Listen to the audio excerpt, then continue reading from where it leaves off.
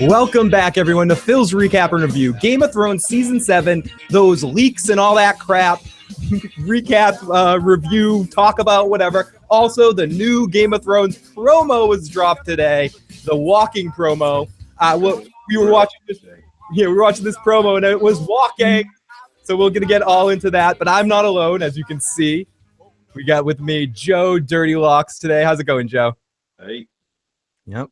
Joe, I had Joe take off the Darth Vader mask for this situation. We look into the live motherfucking chat. We have so many good people. Samantha, Lucas, KLC, Sam, Renwood. The motherfucking chat is with us today to talk about the Season 7 spoiler leaks, whatever you want to call them. They've been out here for a while. Joe and I are going to be late to the party here. So many people in the live motherfucking chat that might be with us today probably know more than we do about these spoilers. Some of the stuff that we might talk about today might be completely debunked by the time anyone listens to this. We're way late to this game. Partly Joe is moving, partly due to some technical difficulties, real ones, not the fun ones. We sort of had to keep putting off this podcast for a while, but we're finally here. Ultimately, what I'm going to be working off today is a Reddit post by someone named Maureen Creates in the Free Folk group. Thank you so much, Maureen Creates. And this is about the Away for the Lads Season 7 spoiler outline with a lot of other things like that. If people are curious what we're going to be working off of, we might be working off of old material. So because of that, we also have the phone lines are back tonight, are open for anyone that wants to call in and have any questions or tell us, educate us about the leaks at this point. Tell us what's already been debunked, what you think about these things as well. Our guest line is 213-943-3802. Again, that's 213-943-3802. Feel free to call. You'll be put in one of those calling queue things, and we'll take your calls as soon as we can. But the phone lines are open tonight. You can also leave a voicemail at 781-990-8509. You can tweet at me at IGotIssuesMan or email me at IGotIssuesMan@gmail.com. Or, of course, the best way, as I mentioned before, is the live motherfucking chat. Oh, yeah. Iron Thrones. I don't know shit. And also got to say a huge thank you to Taka, who's upgrading the show. I'll talk more about that later. We got Elia Yu. Is that the Elia Yu in the live fucking chat right now? We got Caitlin in there. We got Big Kev. We got so many motherfuckers in this chat right now. I'm so excited to have all you guys. Now, okay, London town. Finally, Phil, I've been waiting for your point of view on this situation. I'm ready for this too. I haven't really read a lot of this. I'll get into it as we're about to start, but I want to get a couple of warnings out of the way. Holy shit, Joe the Real High Sparrow. Hello, my fellow intervention candidates. Holy shit, hello, Joe and Phil, Stephen Dye. We have so many awesome friends that are joining us today. Okay, so how should we do this? Should we talk about the promo first before we get into big spoilers, Joe? You think so? Yeah, I think we should talk about the promo first, really. Okay. What are your thoughts initially on the promo? I sent you the link to it. I'll say this. I'll say what my thoughts are quickly. The promo itself is very well done. The music set to the action in the moments works really well. The lyrics fit perfectly to the moments that's happening. I think it got me hype just to see the Game of Thrones sounds, to see the new characters in their season 7 places and where they're going to be. I think especially once we get into some of these spoilers and some of these leaks, there were little hints throughout that could have meant something else to show you foreshadowing events to come if you're to believe some of the things and the things we're going to talk about in the leaks. So it's weird. I want to talk about the promo again after we get into spoilers. But it got me hyped just because Game of Thrones is back and I'm hyped. But in some ways, it frustrated me because we didn't get any new footage. I feel like that was filmed specifically just to be a promo. And that's fine. But like, I'm so vigilant right now, hyper vigilant about wanting to see actually new Game of Thrones footage to the point where we're almost in April where Game of Thrones should have come back. And instead we have to wait till July. And now all we're getting is this little bit. And I don't want to spoil the hype. My hype level is incredible. but I feel like it's another blue ball situation. Like what they're doing is saying, fuck you, we don't have anything till July, so we're going to have you guys walking down the hallways waiting, just like we're all waiting to get to that point. I understand the journey that each of these three characters that we followed in the fourth one, when we get into the White Walker as well, the Night's King, all those journeys converging and all of those being our main centrist focus characters of the season coming up. And then, as I said, there was a couple of little moments having to do with Cersei's breath at the end, and a couple of things that I think were hints to things to come. But that being said, I wasn't underwhelmed. I don't think it was bad. It just gave me more blue balls. It made my balls really hurt and really want more and more Game of Thrones. I want to see footage. I want the trailer. Gimme. I want it now, Daddy. Sorry. Remember the trailer not trailer, but promo they did for The Walking Dead a while back, where it was just them kind of like all peeking around trees in the woods. Like, this is how that kind of felt to me. Like, okay, great. You just showed me pictures of the people I've been staring at for the last so many years. You didn't give me anything that makes me want it so much more than I already do. The only kind of teaser part of that promo was the breath and then going into the eye. Right, which was the coolest part of the whole thing. At the end, it got me. Then I'm like, holy shit, blue, fuck, Cersei, shit, fuck. It felt real because she was doing some acting in that moment where the lead up. As far as the breath, I mean, they've been telling us all along winter's coming, right? So it's cold in King's Landing. No shit. It's going to get cold in King's Landing. It's winter, right? That was my first thought. And then they showed the eye, and I was like, okay, maybe there's going to be something more going on there between her and the White Walkers, maybe somehow. She's finally going to buy into that shit, and I don't know. I don't even know how we get to a point where they connect those like two groups together, Cersei's camp or just Cersei alone. I don't even know. Does she have a camp? Shit. Mm-hmm. And well, yeah, she's got the Mountainstein and her whole crew. Let's jump into the live fucking chat for a second. Critch says D&D mastered the cock tease. Sit down as my old school summer song. The song was good, and I thought it fit well with the scene that they were setting. The scene itself just gave me blue balls. Is my problems. It's as Iron says, it's still 3.5 months away. Nostalgia's real. Iron says blue ball hype. Clickbait. Red Raymond says it's foreplay. Yes, it's foreplay. The Walking Dead will soon be dead when this comes out. I love the promo. It's like, I'm just so deprived. The tease is amazing, says Caitlin. Very good point. And I think they understand the tease and they're feeding into it. Which isn't necessarily a bad thing. Right. Winter is here. I got them blue balls too. I got those Game of Thrones Jones. Give me the spoilers, Phil. Let's get into this shit. We will. How much more is there to say about, like, that's why I was like, we should just do that first, because how much more is there to say? They walked, there was breath, there was an eye. The music was good.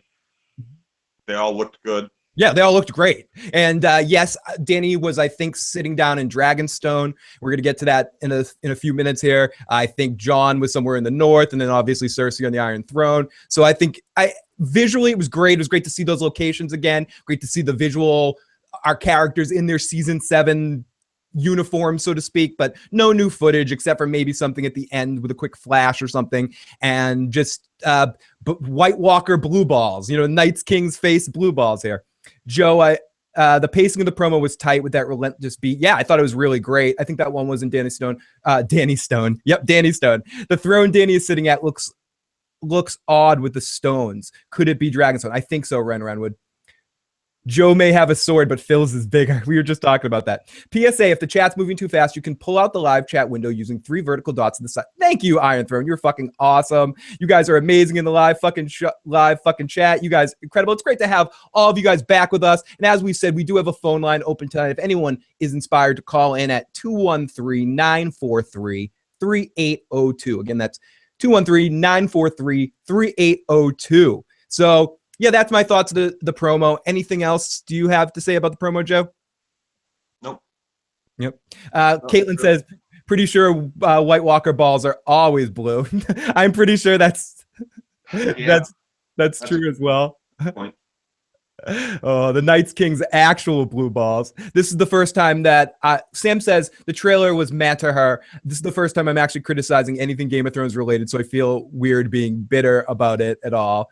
See you later, Taka. Thank you again, man. We'll be talking about Taka's amazing gift to the show at a later stream, but thank you so much, producer Taka. He is the fucking best. So I think let's not waste any fucking more time, Joe. And before we start getting blue balls for that shit, let's get into this fucking shit. Let's get into these spoilers.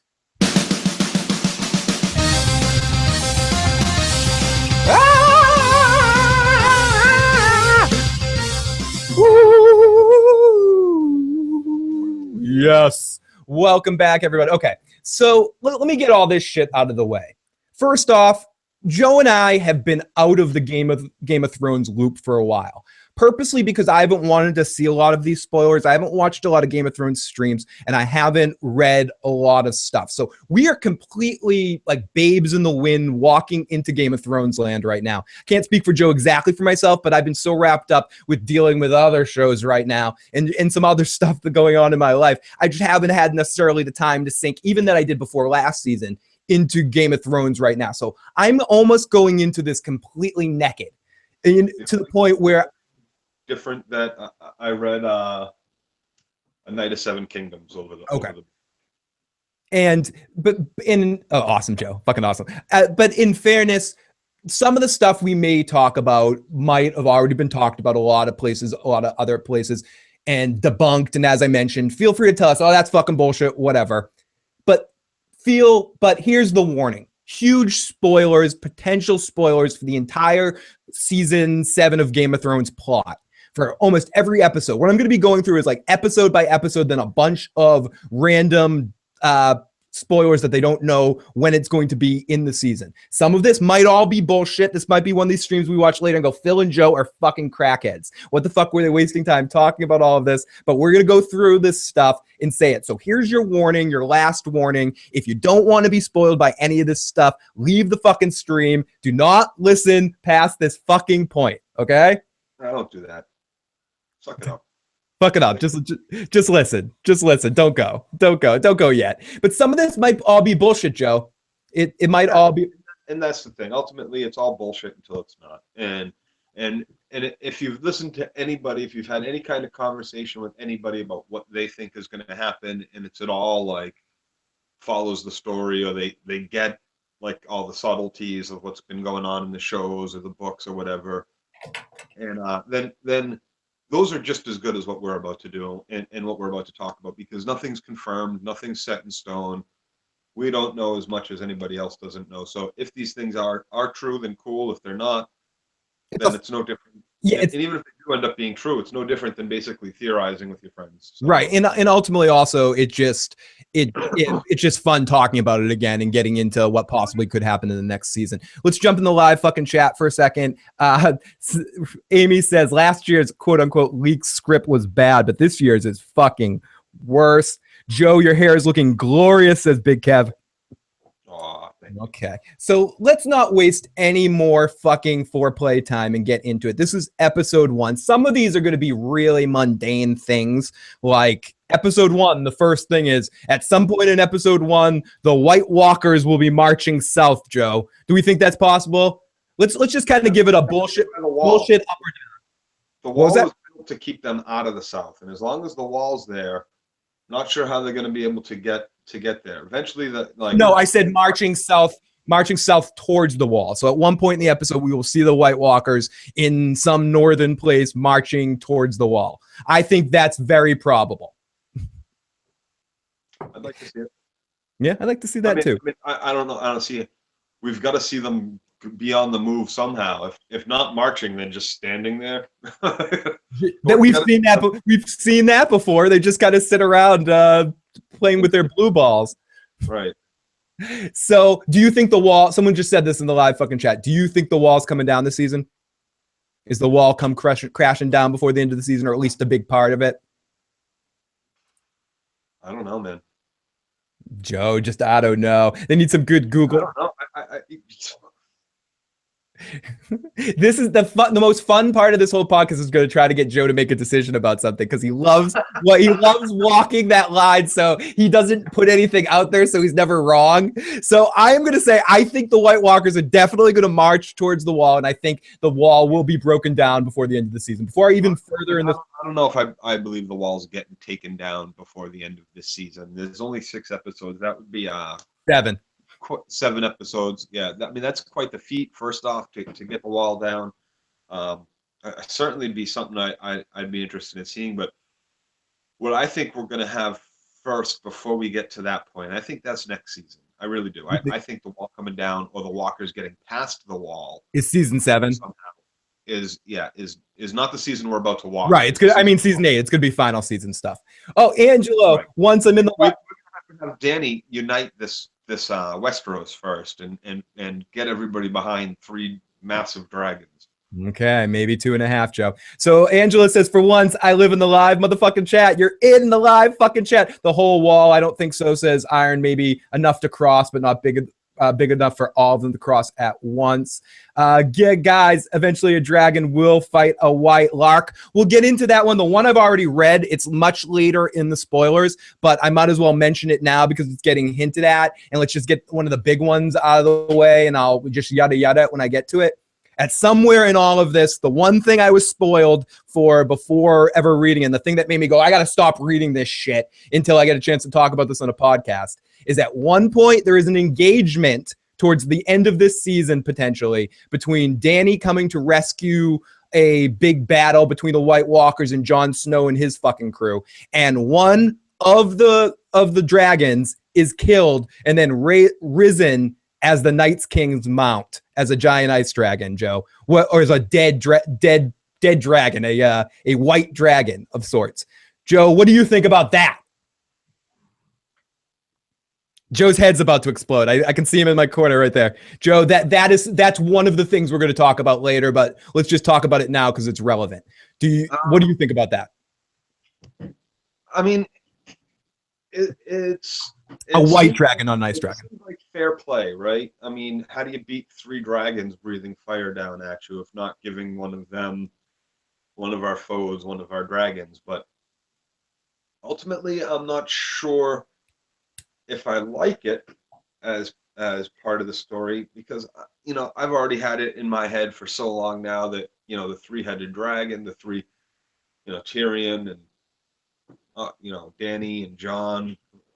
I don't want to lose a dragon, but I think it's supposed to be Viserion, if I'm pronouncing that correctly. I think that is the dragon theoretically it's supposed to be in the spoilers. Like I said, we'll get to the spoiler a little bit later. People in the live fucking chat says, I can't wait for Phil's after show. Oh, I can't wait to talk to all you motherfuckers. It's gonna be a great fucking season. I don't want it to be true. Lark says, I've heard multiple times now that this white dragon, the ice dragon theory, I believe that I might call it an ice dragon, but I don't mean it in that sense. I mean it as one of the White Walkers raising a dragon after they kill it, and it becomes the Night's King's mount, is what I think specifically is what it says.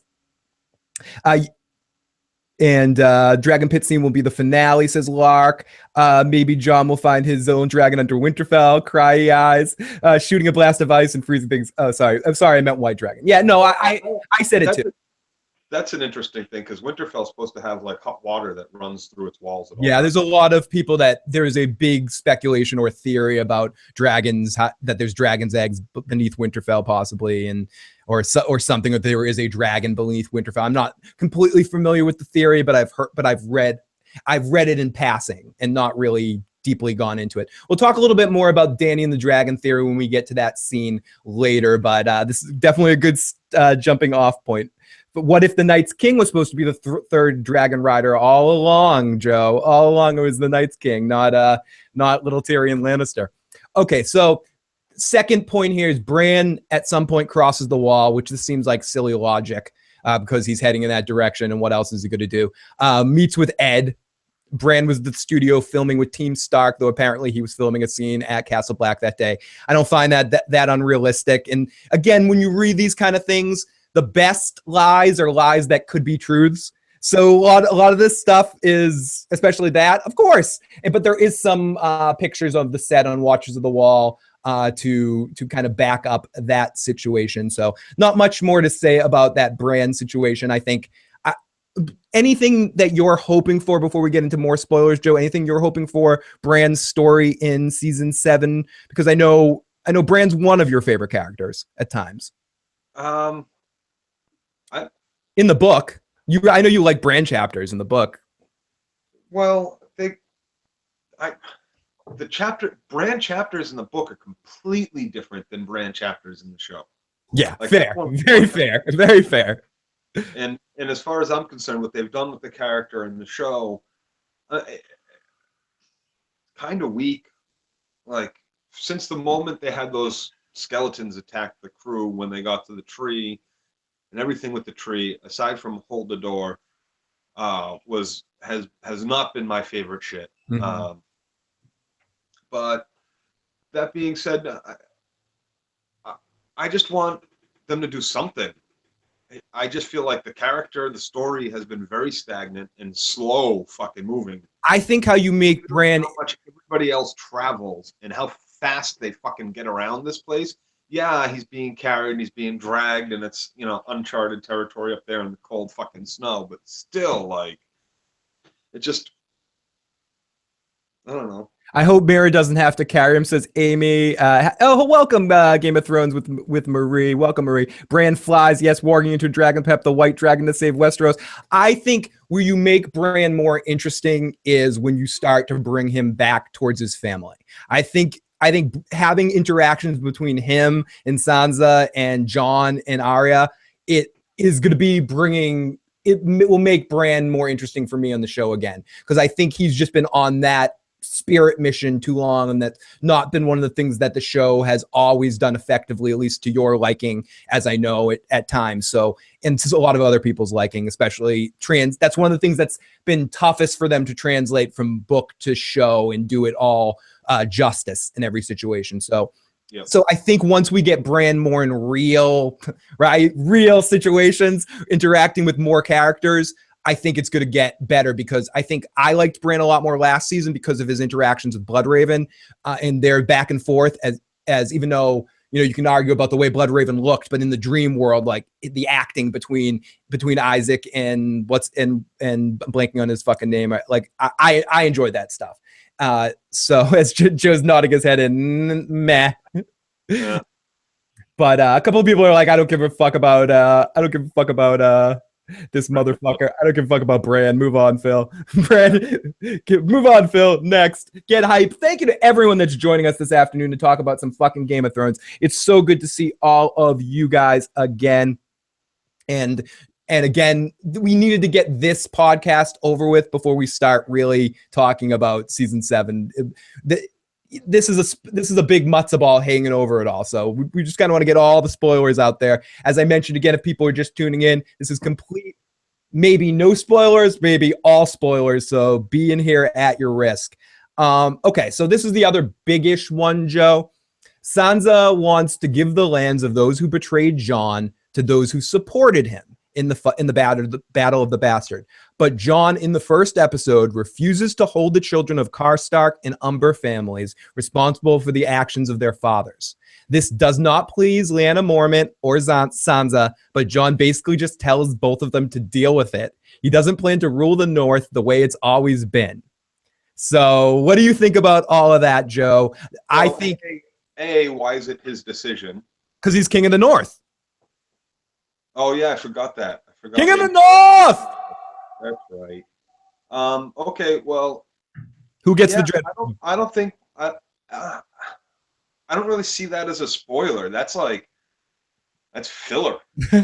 No, it's obvious. And it's almost nothing to do with anything. Like, who gives a shit what... Okay, great, so he's going to be a benevolent ruler or whatever. Like, all right, like, cool. Like, that's Jon Snow's fucking character. We know that. That's filler. That's episode filler to move us along, to show that we're going to try to unite and get everybody together, as far as I'm concerned. Miss Ash, great to see you. Love you, Miss Ash. Jon should reward those who fought for him and punish those against him, aka kill them. So I see. So, like, if a lord decides to fight against him, yeah, of course you punish that lord, but you don't have to punish the entire house necessarily, right? Do you? I mean, everybody else, all the people like doing the fighting, you don't have a fucking choice. You either go fight or they kill you or put you in chains.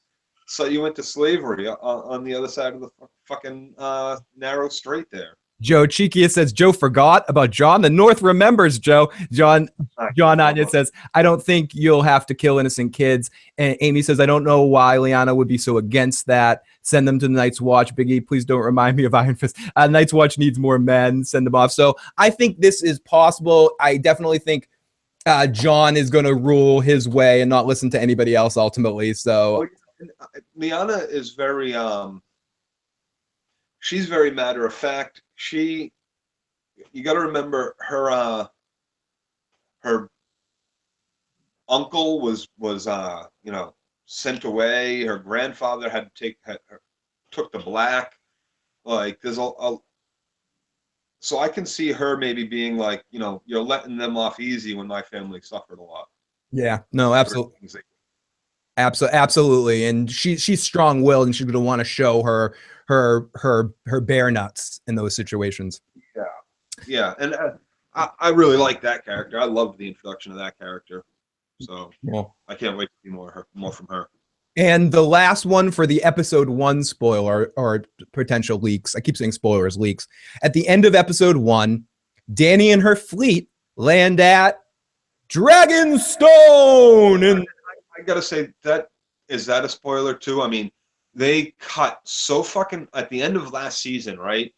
It was we're waiting for for Theon and them to get from Valeria over to where basically still a few 1,000 miles, and like all of a sudden they were all these fleets were together sailing towards Westeros. So if they come back and if they're not already at Westeros, where are they stopping? What are they doing? Theoretically, there could have been a war at sea of some sort, but this is what it says. At the end of episode 1, Dany and her fleet landed Dragonstone. No one says anything. She walks up the steps to the keep, and we follow her through the building until she reaches Stannis' old war room.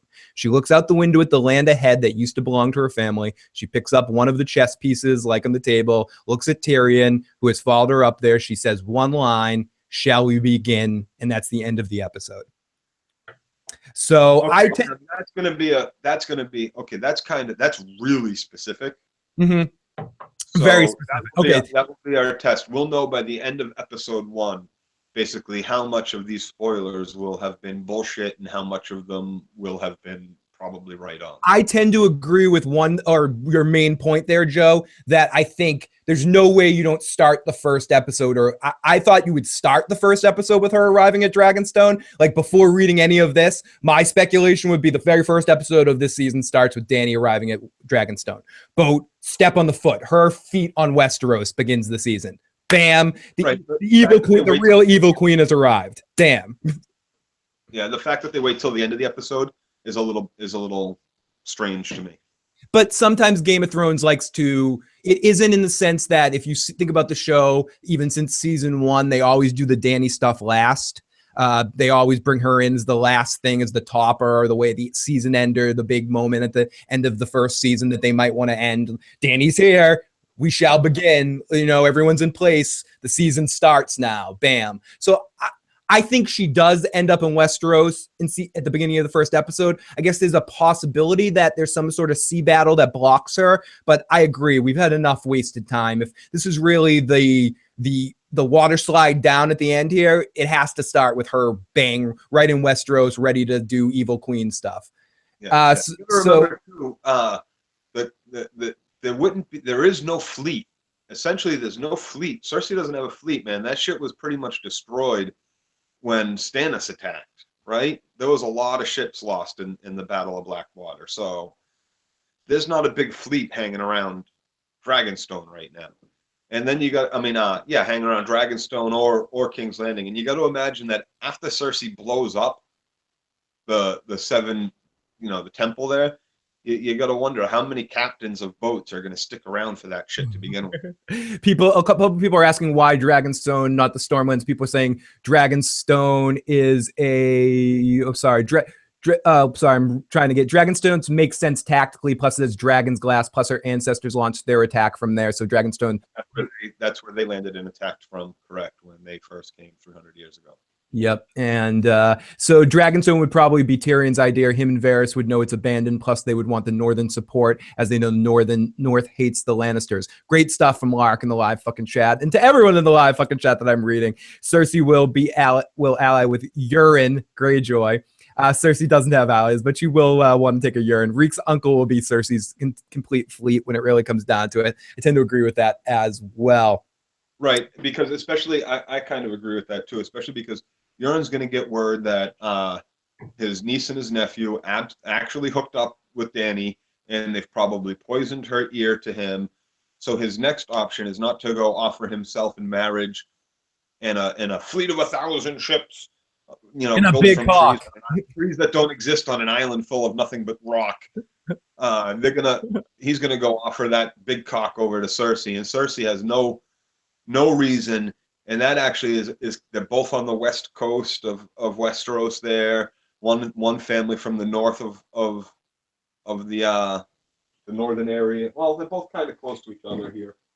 You know, Lannisport's here and the Iron Islands right there. So you know, it makes sense. And then you have the King of the Iron Islands is actually now going to be King of Westeros, along with his Queen of Westeros, Cersei. Sure, that's going to be interesting to see how that power struggle plays out. On top of it, it's going to be a very beneficial relationship for both. Oh yeah, it's going to end really well. Correct. It makes perfect sense for Euron to be like, you know, fuck it, Dany doesn't get the big cock; it goes to Cersei instead. I like that. That was great. I hadn't thought about that, but I like it. Andy says, shall we begin? I might just have to mute Dany this whole season. And shall we begin of my destruction of this wheel? Amy says, can we talk about the leaks about the Greyjoys? If there's any more spoilers that I haven't got to that aren't on this list, throw them in the live motherfucking chat. If I don't respond to it the first time, write it a couple of times. Eventually, I will see it. So anything is fair game right now. Euron already told us his storyline. He said he was going to give the blonde queen his giant cock, says Miss Ash. Absolutely. Welcome. Right. And welcome, Burger. Welcome. Sorry. So I just wanted to welcome Burger Zaza, who's first time been watching videos for years, never joined a live chat. Great to fucking see you. Welcome to our Game of Thrones coverage. This is our first episode of our podcast of the season. And okay. So that is it for episode 1. Let's go into what we have for episode 2. And as I think Ren Redwood said this too, some of this is probably some true spoilers or speculation that's close mixed with some serious fan fiction. But either way, like, who cares? It's an excuse to do a podcast. So let's, episode 2, Jon receives a raven from Dany. She summons the Lords of Westeros. Jon and Davos decide to go because they need dragon glass from Dragonstone. Jon leaves Sansa in charge of Winterfell. Jon leaves Ghost at Winterfell, where he stays all season. Okay, that is just all they have for episode 2, Joe. Let's take that piece by piece backwards. Jon leaves Ghost at Winterfell, where he stays it all season. Do we get another ghostless season, except for one cameo appearance? I believe that. I'm so believing that, because fuck you, Dan. That doesn't say that we're only getting one appearance from Ghost. That just means he's going to be walking around Winterfell with Sansa. Fair. Very fair. They might just have him be around Winterfell. I just want as much dire wolves as we can get in these last 2 seasons. They've cheaped out on this shit. I mean, these dire wolves are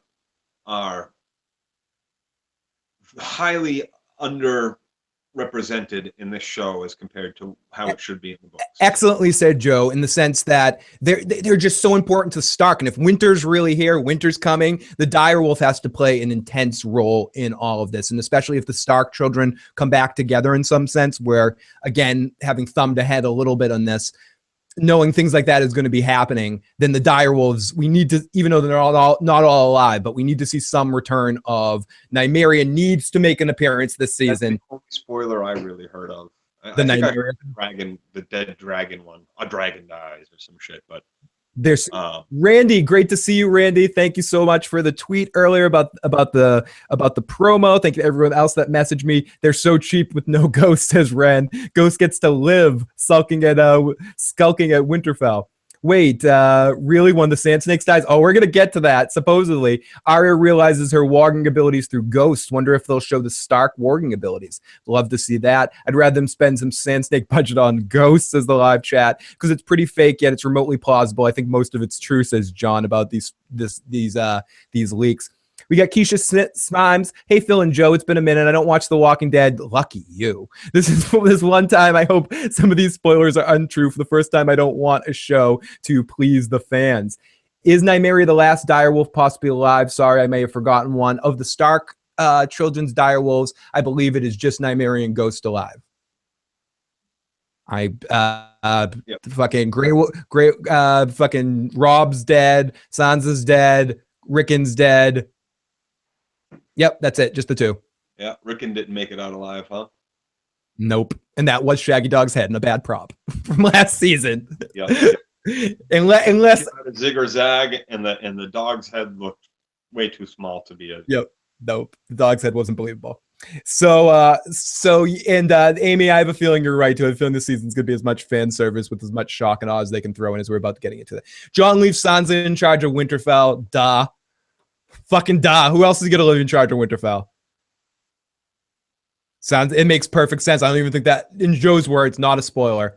And Jon receives a raven from Dany that she summons the Lords of Westeros. Jon and Davos decide to go because they need dragon glass from Dragonstone. I think eventually this is one of those things that could be fan service or fan speculation, just because ultimately I think that makes a lot of sense that Jon and Davos are eventually going to figure out that they need to just go to Dragonstone to get more dragon glass and turn that place into a weapons mill to fight the White Walkers. I think the two of them can figure that out even without a letter from Dany. So, and they got ships now to make the journey up a narrow sea. Yeah, so I think that's definitely possible. Whether Dany does that or not depends on what you believe. Episode 3 here. Jon and Davos arrive at Dragonstone. Tyrion meets them on the beach, and the Dothraki take their ship. And this footage and pictures... Wait, say again? What? I'm going to read this one again, and let me finish here. There is also pictures here from Watchers on the Wall to support this particular spoiler. Again, I'm going to let everyone do their own research on this. If people want to know what this is, again, it's a Reddit post from Maureen Creates on the Free Folk subreddit. From the Away from Lads spoilers. So all this information is there that has links to evidence to back up some of these things. Jon and Davos arrive at Dragonstone. Tyrion meets them on the beach, and the Dothraki take Jon and Davos's ship. And there's footage and pictures showing filming of likely this scene happening. What, like they take it like where we attack Jon and Davos? No, probably just they get on it, go somewhere. They take it like home. I don't know. It says they take our ship now. Ours. Puny like ship now. Puny king. We're gonna take him. We're gonna take this ship to go visit Aquaman. Right, like they take their ship because like Dothraki just take, and now that they've had their first sea voyage out of the way, they're all going to. Or maybe I think it's Evil Queen things. Like Dany's instructed anyone to come here to seize all their materials or something. Or that's what Dothraki do. They pillage. And if you're here, right, my enemy, I'm just going to take your shit. Pirates now because fuck that horse shit, man. We got boats now. Maybe it was collateral, possible. Oh, we got Kyle's fucking chickens in the live fucking chat. Lots of love to Kyle. Fucking Jason Momoa shows up on a beach in a raft of sea turtles to meet the Dothraki. Okay, and then this continues that Tyrion brings them to meet Dany, encountering Missandei and Grey Worm on the way. The throne room contains a number of Dothrakis, all have been spotting filming in the area believed to known to be Dragonstone right now, and Bilbo, I believe it's called. Jon and Dany meet. Dany demands he bend the knee, which he refuses. Evidently, he discussed the White Walkers, but she doesn't believe him. Tyrion insists Jon isn't crazy. Joe stepped away for a second here, but so I think it's interesting that you're going to have Dany and Jon meet so early on. I think it's definitely a possibility. But again, all of this could just be fan fiction. But there's again video footage of the meeting of all these characters potentially that I'm looking at right now, and the first images of these characters being met. Shirtless, glistening Jason Momoa rolls around the beach to get the ladies excited about season 7. So Dan and Jon meet. Jon refuses to bend the knee. Sure, yep. Whatever. Okay, why does she, force Jon to bend the knee? Why do you think? Because she's fucking irrational. Because she's gonna burn him if she doesn't. If he doesn't do it. Become irrational. When wasn't she irrational? Oh, come on, dude. Let's not get into this early. Let's. Wait. My thing is this: is how did so if Jon, because she's Zod. She's like, Jon, kneel before Dany Zod. That's why. So Jon and Davos get all the way to King's Landing, or Dragonstone rather. Do they have is there any kind of army or force that stopped them? They have to take a boat there. How did they get all the way there before Bran and what's her name get to wherever the hell they're gonna go? Oh, don't give me time. Clark McCallum says Dany or McCallan. Dany is gonna be so bummed when she finds out White Walkers exist and there's an army coming down. She's gonna be like, "Oh my god, I wanted Westeros to be mine. What's going on?" This is fucking a moronic. A princess that has dragons doesn't believe in White Walkers. They're so unbelievable. Right, exactly. Yeah, of course. That's foolish to me. Yeah, I absolutely agree. She can walk out of bonfires and shit, but she doesn't believe in dragons. Okay. Danny's like, because ice zombies is where I draw the line. I want it now, Daddy. I would magically delicious says. I've seen dragons. I walk out of bonfires twice, but zombies, frozen zombies don't exist. Yep. And then Danny, magically delicious says, I would kneel before Danny in a hot second. No way. A stupid D&D logic for you, says somebody. Says Jon. And also Davos tries to mention Jon's resurrection, but Jon kind of goes, shut up. Shut up about the resurrection, I don't want anyone to know about that. Dany respects Jon immediately, it says. Jon to Dany, maybe not as much. So Dany immediately respects something about Jon, but Jon does not share the same respect as Dany, it says. So... Okay. So I guess that's believable to me as well. I'm sorry, my notes just fell down for a second. Yeah, I think it's gonna come off like he doesn't respect her, but he's got no time for this shit. He needs to go fucking save the world, not take over a kingdom. Mm. You know what I mean? There's a big difference between their agendas. She doesn't know that she needs to save the world yet. She's still just thinking about getting her shit back. Oh, we got Broke Black Man in the live fucking chat, and it's his birthday. Happy fucking birthday to you, Broke.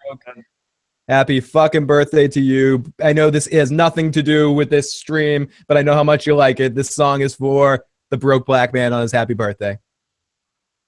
Because Jon has his shit buddy Davos now. Don't have to worry, get your shit buddy. Happy birthday. Don't have to worry, get your shit buddy.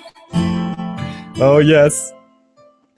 Don't have to worry, get your shit buddy. Happy birthday to you. And yes, we do. We have 2 call-in lines, one a voicemail hotline if you want to call in and leave a voicemail at 781-990-8509. We also have a actual call-in line tonight at 213-943-3802. Feel free to call in. You'll be putting a little Q and I'll see that you called in. If anyone wants to get their voice in the discussion as well, feel free to call on in. But happy birthday to you. We got LT Giles in the live fucking chat. Great to see that guy. One of the best dudes out there. Good to see all you guys in the live chat. So let's get into some more. Dany respects Jon immediately, but Jon to Dany not as much. I absolutely see that. Who the fuck is this dragon princess? Until Jon sees dragons, he's not going to respect shit. Bran arrives at Winterfell. Meera returns home. Okay. Bran's been spotted on the set with Team Stark. Okay, so they're moving Bran along here, immediately going from scene with Ed last season to get right back to Winterfell, and Meera returns home, which, can we follow Meera home? I mean, I'm all cool with Bran going to Winterfell. I want to see the frogmen. I want to see Meera's dad. I want to see that. Last sound great to see. Yeah, but come on, seriously, can we put a camera on Meera? And just... their city is supposed to be like it's supposed to be really big. It's supposed to be one of the bigger cities in the north. But the thing about it is it's in like marshland and heavy, deep marshland, thick shit, and it moves. So it's hard to find. You can't it's constantly moving, and basically they're there to protect invasion. They're like the first force of invasion against anybody coming from the south. Holy shit. Super chat, Broke Black Man on his birthday, giving us a $2 super chat. Lots of love to you, Broke Black Man. We owe you a shot. I don't know if I have any booze around me right now, but we owe you a shot. Maybe I'll give you a drum solo instead right now. Here you go. 1, 2.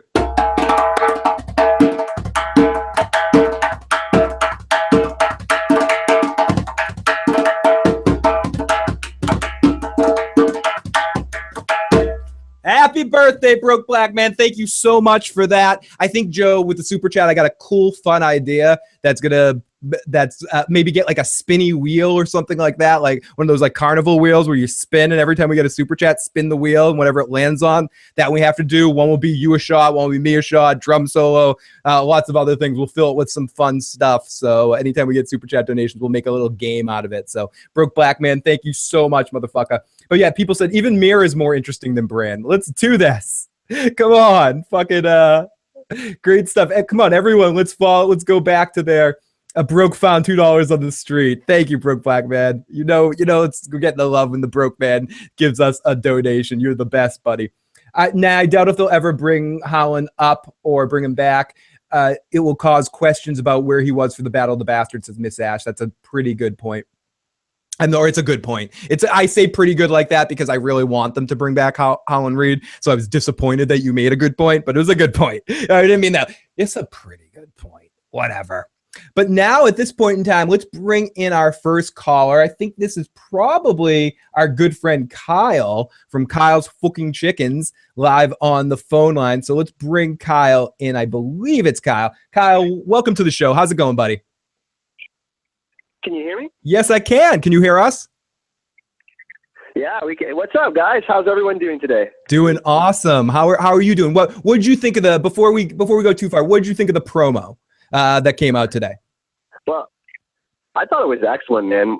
There's a lot of foreshadowing. There's a lot of things like little chicken nuggets, as I like to say on my channel, that they left in the trailer. I thought it was excellent. I think they should keep. I think they're going to do another one. I think. Because I think they had the dragon's eye in the last one, and this was a giant's eye. So, but I thought it was really cool how they showed the 3 players that are left in the Game of Thrones and how important that it is basically that they get together and start figuring shit out because the Night's King is coming. Absolutely. The only thing I didn't like about it in that sense, I definitely think, especially as you get into some of these spoilers and you know things that might become, I do think it's littered with a lot of symbolism and stuff. I guess my balls are just so blue right now for anything new, and I feel like we're coming to April where the season was supposed to start. So I feel like it's in some ways a little bit of more waiting. You're not going to see any new footage yet. Fuck you bastards. And I agree, they're going to do a couple more of these. I don't mind these. They did the ones last season with the flags and stuff like that in the different houses, which was really cool. And I think it was edited together well, and it was a well put together piece. But I actually want to see some new real footage. I'd rather have footage from the seasons. I'd rather have that. I don't like these like artsy doodle because ultimately all of it could amount to nothing. It could be just like, oh, this looks cool. Let's throw that in there. Oh, that looks cool. Let's have Cersei breathe some coal. Yeah, because she's a coal bitch. So Kyle, you've already gone through this list of all of these potential leaks and shit like that. But I'm not gonna keep you to go through every single one. But I guess my question for you is, what's your overall opinion of this section of leaks? Do you believe them? Do you think they're fan fiction? What's kind of your overall thoughts on them? Well, here's the thing. I mean, I think there's a big argument that the books and the different are going to have the books in the show are going to have a different ending. Absolutely. I'm not so sure. I think we're going to end up with the same result. I think we're going to end up with the same result, but I don't believe all of them. I do believe some of them. Like the Gendry scene, the Gendry thing is kind of cool. I think that's going to go down.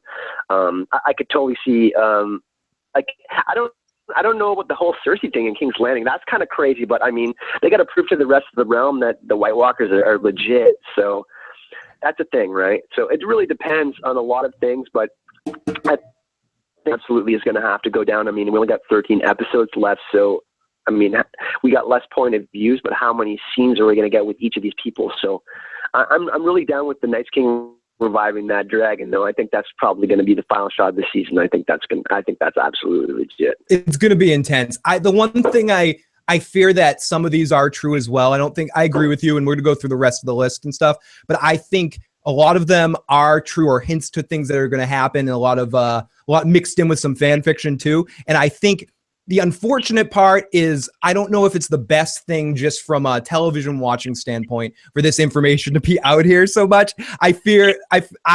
I just fear expecting, and when you think you know what's going to happen, it's hard to judge things fairly because you project things in your own mind. Not you personally, Kyle. Just I project things in my mind. Yeah. And if I know what's going to happen, I think it's supposed to look a certain way. And in some sense, I agree with you that I think we're going to end up in the same location at the end of all of this, but we're going to go through many different ways and different paths to get to that final conclusion, whatever it is.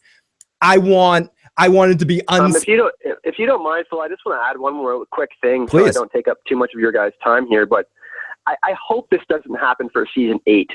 Like, as much as I enjoy talking about this stuff, and it's good for my YouTube channel and talking with you guys and stuff, I really hope they wrap this shit up, man, because I think it would be really a bad thing for season 8. What do you think about that? I tend to agree with that too. I want to be as surprised, and as if any of this stuff does end up being true, I think it's going to be a big bummer, and I think it is going to ruin a little bit of that hyper buzz train. If a lot of this stuff, as Joe said earlier, if that after the first episode that thing with Dany is very, very true, like scene from scene moment, it's going to be like, okay, a lot of people are going to be like, oh, this should happen. It's going to ruin that discussion that we have. That all of us love to have between each episode about what's going to happen. It's going to turn into a different discussion. And so I hope season 8 is as free and clear as possible for us to not know what's going to happen. And Kyle, before you go, everyone should definitely check out Kyle's Fucking Chickens YouTube channel. He does lots of amazing Game of Thrones content. So Kyle, thanks for calling in, buddy. Hopefully you'll be able to call in a bunch more throughout the season when you're around to be able to. So dude, have a good night. We'll talk to you soon. Yeah, sounds good, man. I did release the trailer breakdown, so if you guys do want to go check that out, that's awesome. But thank you for having me on, Phil, and you guys have an awesome night. It's always a pleasure, buddy. Talk to you soon. That's Kyle from Kyle's Fucking Chickens. Check him out. So yes, season 7 is confirmed 7 episodes, and season 8 is going to be 6 seasons. Oh fuck. But great call from Kyle, and as I said, if anyone else wants to call in, we got 213-943-3802. People say Steph came in behind me. I totally missed that. I did not even see her. Okay, so episode 4, we have very little of the information at episode 4. It just says Arya arrives at Winterfell. So now Arya and Bran are going to both be at Winterfell. Not much more information on that, but a review. And Sansa. And Sansa are all going to be at Winterfell. Jon is going to have left, and they're not going to see Jon. But wonder what that seems pretty likely to me. Again, some of this it's hard to go bullshit or not bullshit because it could happen. Sure, maybe. So, okay, our episode 5, Sam leaves Oldtown for Winterfell with Gilly and the baby. So, is that all we're going to get? I guess that's on episode 5. So, we're going to get 4 episodes of Sam in Oldtown. We just don't have any other mentions of Sam. But by episode 5, this says Sam's leaving Oldtown. So, is 4 episodes of Oldtown good enough for you, Joe? No. 4 episodes of Oldtown? Because it says that says episode 5 that Sam leaves Oldtown for Winterfell. So that would mean that we can hope for 4 episodes of Sam and Gilly in Oldtown. Would that be enough of seeing Oldtown for you? Just seeing it at the beginning. It seems like Sam is there pretty quick. It's one of the places I would have liked to spend a lot of time with. This is one of those moments where I'm going to be a little bitchy about the season's wrapping up and only having 7 episodes in a season. I don't care if they're an hour and 20 minutes apiece. We should be able to really have some time in Oldtown. If Sam just leaves there by episode 5, then meh. I'm fine with that because here's the thing. You got to remember that they already had a kind of since Sam's arrival in Oldtown, they already did quite the time jump with, you know, Dany and her. But there's so much cool things that they could do there, Joe. Right, there are some cool things that they can do there, but here's the thing: Sam's been reading his whole life. Sam's already been studying as a Meister basically his whole life, and all the time since he's been up at Castle Black reading that library as well. I think it's good to show him he gets his ass down to Oldtown and just, you know, walks out with a chain after a few months, you know, with a bunch of links, because he already knows the shit. He's already studied the shit. He's already read everybody else's, you know, works and shit like that. So I think that would be really cool. Iron Throne says supersized episodes are fantasies. If they could film more minutes, they'd do more episodes. I want like hour and a half. I want 10 hour-and-a-half episodes. I'm spoiled. Give me more. Give me more. They have to set up that ending. All this is a book written by Sam. No time for Oldtown. The show is almost over. Screw it, says Lark. that Lark is verbalizing the discussion in the writer's room about Oldtown. Story's ending. We only got 13 episodes. We need to get out of Oldtown quick. Snappy. We're gonna make this shit snappy. So Joe's taking me outside. I'm gonna Joe's on the move. Joe's on the move right now. Okay, so let's continue. Jon receives Jorah reunites with Dany at Dragonstone in episode 5 eventually. Jon receives Jorah somehow, we're gonna get into that later. Maybe Jorah somehow gets some sort of cure from his grayscale, or we finally see Jorah again at Dragonstone, still with grayscale. I'm not sure. Jon receives a raven telling him that Bran and Arya are at Winterfell. Jaime, Bronn, Tyrion, and Davos have a secret meeting at some point where Tyrion tries to persuade them to surrender to Dany, which Jaime ignores. Unclear if this happens before or after Dany ambushes the Lannister army. Footage is captured Peter Dinklage and Liam coming 1 second, filming together, preparing a boat to leave the beach. This might be another preparing to leave the meeting, another boat scene of captured filming. And I need you to read that again, the first half of it again. Okay, but also this could be Gendry. Now, Jon reunites with Dany at Dragonstone. Jon receives a raven telling him that Bran and Arya are at Winterfell. Jaime, Bronn, Tyrion, and Davos have a secret meeting at some point where Tyrion tries to persuade them to surrender to Dany, which Jaime ignores. Unclear if this happens before or after Dany ambushes a Lannister army at some point. Joe? Okay. A Lannister army gets ambushed, and that's either before or after there's a secret meeting between the siblings. Between Jon, Bronn, Tyrion, Davos, and Davos. Jon, Bronn. Oh no, excuse me, Jaime, Bronn, Tyrion, and Davos. Jaime, Bronn, Tyrion, and Davos. That's a fun one. Ooh. I just want to see them in a room together again. The brothers, they didn't leave each other on the best of terms, did they? No, that's going to be amazing to see the two of them interacting again. This is I agree with you, Joe. You took the words out of my mouth. This is one of those ones that I want to be true. To see Dany ambushing a Lannister army, to see Jon and Bronn in a scene with Tyrion and Davos having a meeting together, the four of those characters all in a room together. I'm having fucking geekgasms thinking about that situation right now. It sounds amazing, and I hope it's true. Hope it's true. That's a hope. We get another call, Joe. This is from area code 601. Who are you and where are you calling from? Let me put you live. You are on the air. Who are you and where are you calling from? What's up, Phil? I'm in the deep south, man. It's Heath. What's going on, buddy? Great to see you, buddy. How are you doing tonight? Great, man. Let me ask you a question, right? Do it. I noticed a lot of people have been talking about Oldtown, and I hear a lot about probably Maul and the Mage is going to show up. Am I correct? I mean, are y'all getting that too? Yep. So we're going to have Maul and the Mage this season? How are they going to bring Davos? Not Davos. I am so sorry. How are they going to bring Captain Friendzone, Mr. Mormont, back to the story? Is he going to be in Oldtown getting a cure for grayscale, and is he going to use magic from Maul and the Mage?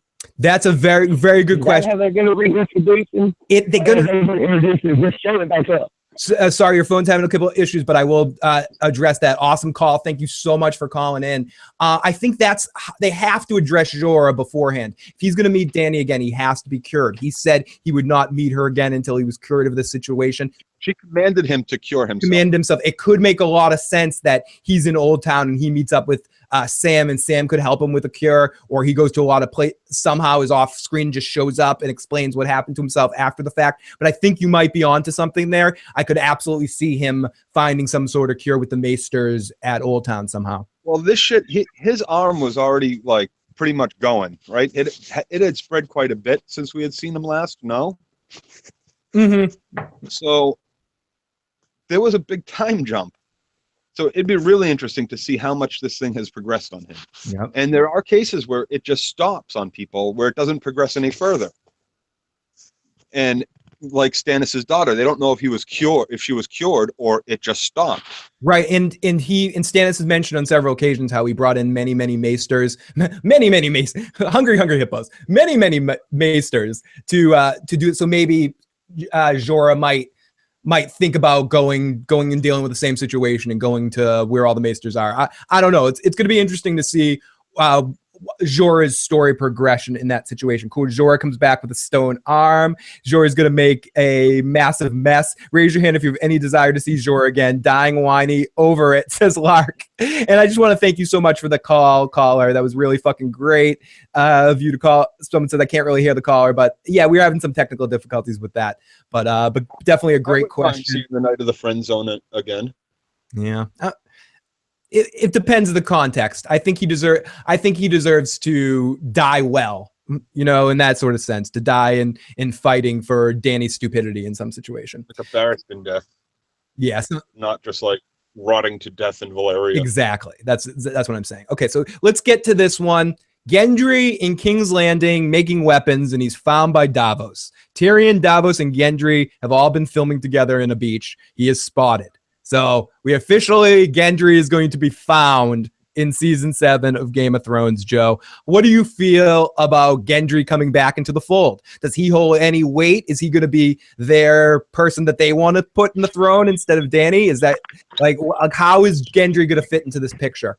Or is he just going to be there making weapons? Well, if anything, he only fits back into the picture as Lord of Dragonstone, as a Storm's End as a Baratheon. Yep, he should get Storm's End. Absolutely. Right, because he's a bastard. Right, so even that's being generous for him. But he is, as far as we know, the only surviving member of the Baratheon family. He's so dead. People say in the live chat, he's so dead. Rest in peace, Gendry is being brought back, you know, similar to the way Rickon was brought back. Average TV viewers, what's a Gendry? Claudio says Gendry's fan service is back in the market. But Gendry's being brought back to dead. Vulgar Giants Bane, grabbing beers, dropping some love to Philly and Joey, the legends. Great to see you, the Vulgar Giants Bane. The fucking Johnny, the Irish wildling, or whatever you want to call yourself, Johnny Stark, my buddy, good friend. Check Bran warts the ice dragon, saves the day, but wargs the ice dragon. I'm like Ron Burgundy with that stuff. Bran warts has sex and gives warts to an ice dragon and saves the day. Warg into like the Ice King there, or why can't he warg into like the other? Not too powerful. I mean, he could possibly warg into the mountain. That might be interesting. And then have him pop Cersei's head. Oh, that'd be fun. No one would hate that. Fucking the chat is so awesome. You guys are fucking amazing. Wondering how you felt Monday morning, Joe. I'm new to the Game of Thrones chats. Thank you. Joe, how were you Monday morning after the Walking Dead stream? He was good. I talked to him. I felt great. Yeah. He was exercising. He was doing great. I was up at 8:30 that morning. Something like that. Yeah, I text you at like 9. You're like, I've been up for an hour, dude. What the fuck? What's wrong with you? You drank a beer. You're passed out. It was good tequila. Okay, so it was Cuervo Silver or whatever it is, the clear shit. Who here is excited for the Arya Hound reunion? That would make my season. We're going to get to that in a little bit, and I'm super interested to see if that one's true. More fan service, but it's okay for me at this point. Splash me in the face with all your dripping hot fan service at this point. I mean, these last 2 years, it is what it is. Let's see how this goes. Episode 6, the book, how good the show is or what the show is a different animal than what the books are. I can enjoy that is what it is. I enjoy the show for what it is for a television show. Let's just end this thing with a bang if they're going to do it up. This is for who is it? Is it Black's or was it Kev's birthday? It was Black's birthday. Yeah, broke Black. Cheers, broke. Oh yeah, Joe's pouring a drink for you, buddy. Is that a beer? Yeah, it's a Wachusett blueberry. Whoa, interesting. I might have to go get a beer for you to match you, Joe. So no one should drink alone. So Amy says, I want to see all my favorite characters. We got theorizing about them meeting forever. I need to see this. Not going to be able to watch shows and recaps because of summer camp. That's okay, Last Son. Check in afters, and I'm going to be doing lots of different streams at different times. I'm going to bring back the feedback show every week and bring in some fun guests and try to do 3 with a recap, the feedback show, and then maybe a predictions call-in, whatever kind of cast to do. Try to do 3 a week, potentially, depending on my work situation. But so hopefully you'll be able and do them at different times a day. So maybe sometimes you'll be able to join us. Hell yeah. Joe is a sweet piece of ass. God damn it, says Silly Rabbit. Holy shit. I am Keisha says, Hound and Arya reunion along with Gendry. Don't kill him. Arya needs love too. Give that girl some love. Okay, so let's now see, that is something I would like to see. Arya's Joe, take over. Talk a little bit more about Arya and Gendry. I have to run for 1 second. Go for it. I don't know how much there is I can say about Arya and Gendry. I would love to see them two get back together, see how they've progressed. I want to see, hear a little bit about what Gendry's been up to, where he went. Like, that's one of those big mysteries, I guess. Yeah, I guess I'm most psyched just to see Arya again, getting back to Winterfell. There's very little I'd rather see, I guess. Oh shit, I'm crinkling over here. My favorite, always been my favorite character. So yeah, Arya's always been your favorite character, Joe. Without a doubt, in the books, right from the beginning, right from the opening scene where she shoots the arrow over Bran's shoulder and shows him up a little bit, and she's even his younger sister, and I really like that character. I loved the way she progressed in the books. I think they did her probably the most justice in her storyline. I think it's a combination, Joe, of justice with her storyline. I would argue about it on a couple of points here and there. I very much miss some of the cat stuff and her warging with the cat and all that shit. But I think where they got it perfect, even more so, I think in a lot of cases they got it really, really good. But I think in a couple cases they got the casting perfect. 3 that I can think right off the bat. Arya, Maisie Williams is fucking Arya. Perfect casting. Yep. Tyrion as Tyrion and Ned Stark.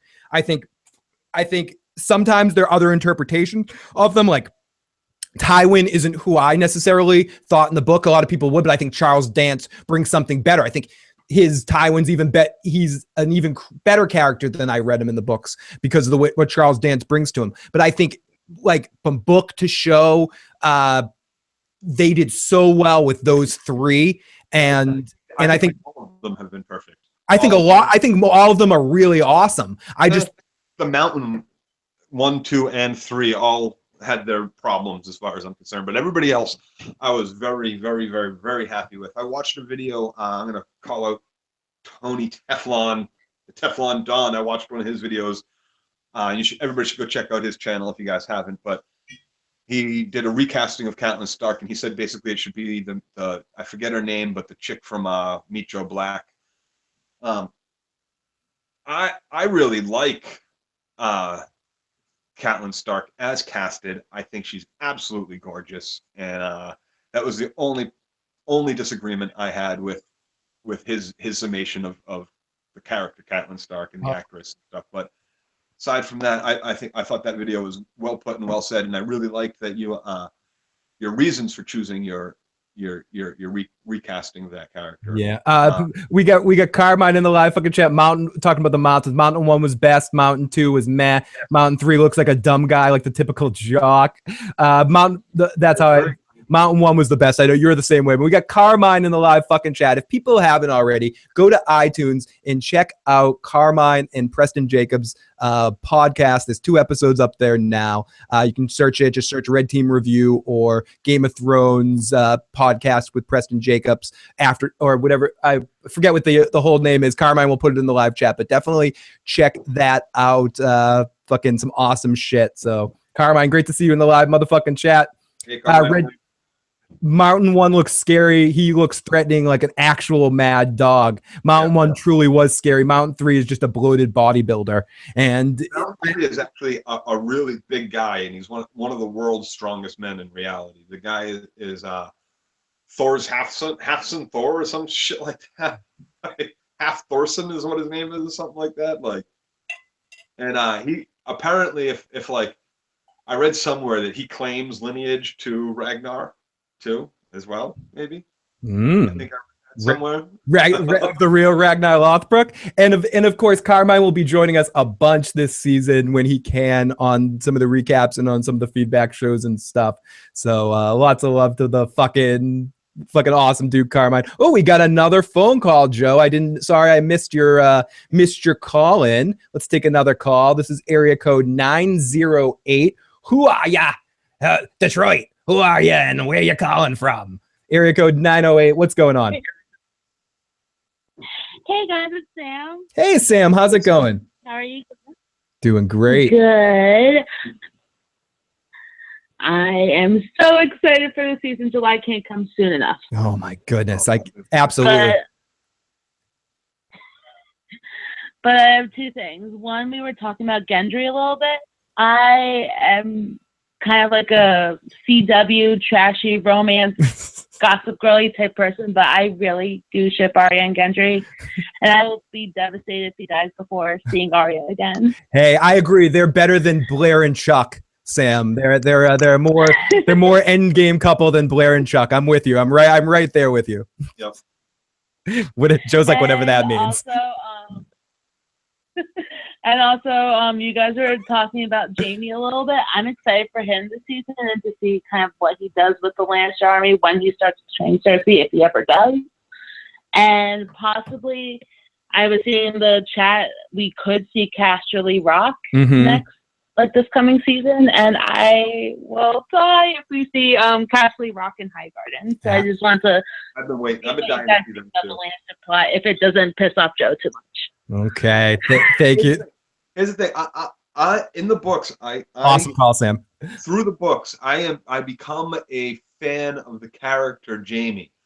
Is he flawed? Yes. I love the way he's written in the books. I don't think the show has done a good enough job to show his redemption. That's all I'm saying. And the one thing I got to say for all those people who are like, "Oh, he's doing good, he's doing better, he's this, that, the other thing," he still threw a little boy out a fucking window.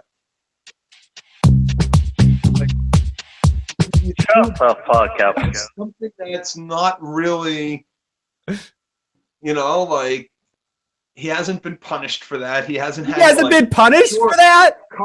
Karma has been returned to him. My God. For many other things that he's done that's been pretty evil. Now, like I said, in the books, I think that George R. R. Martin comes across and brings across a great way. Joe, he helped Bran fly. He gave Bran his gift. Yeah. Okay. Yep. He did it on purpose. He knew it. He knew it. That being said, Blood Raven was working through him. So that being said, I'm looking forward to this season and to hopefully seeing a little bit more redemption, a little bit more character growth from Jaime. Bran was annoying. He's a peeker. He's a Eugene. And on top of that, if we get to see Casterly Rock, I will be very excited. Also to see Highgarden. Both of those places, both of those sets will be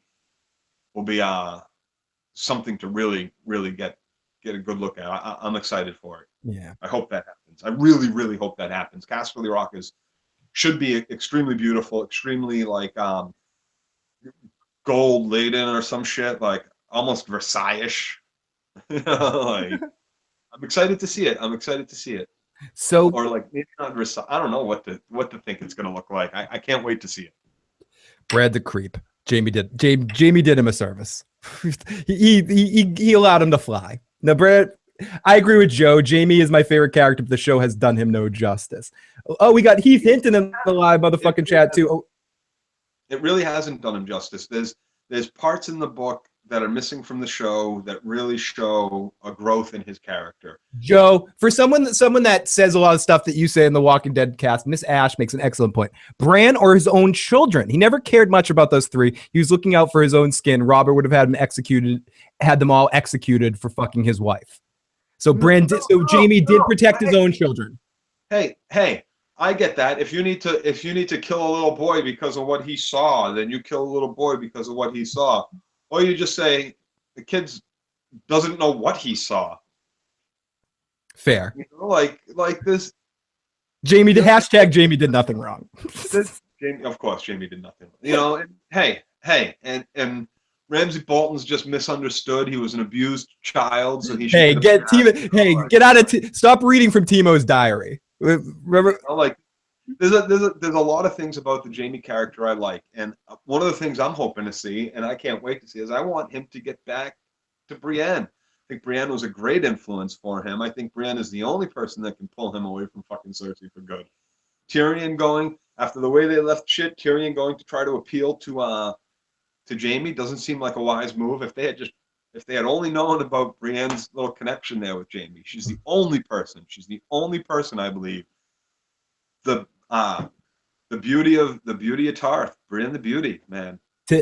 Tim, we'll definitely get to talking about how great Cersei is. Ramsay Bolton, the college years. Saved by the Bell, the college years. Okay, so episode 6, the party arrives at East Watch by the Sea by boat, though it's likely they leave Dragonstone during the episode 5. Tormund is there with the Hound, Beric Dondarrion, and Thoros in a dungeon. Davos stays behind while Jon takes...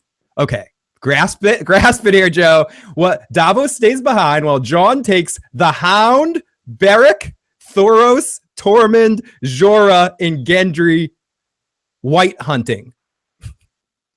They go hunting whites. Davos stays behind? Davos stays behind because he was never much of a warrior, Joe. Here's Dragonstone way down here, right? So they sail up to Eastwatch. Yep.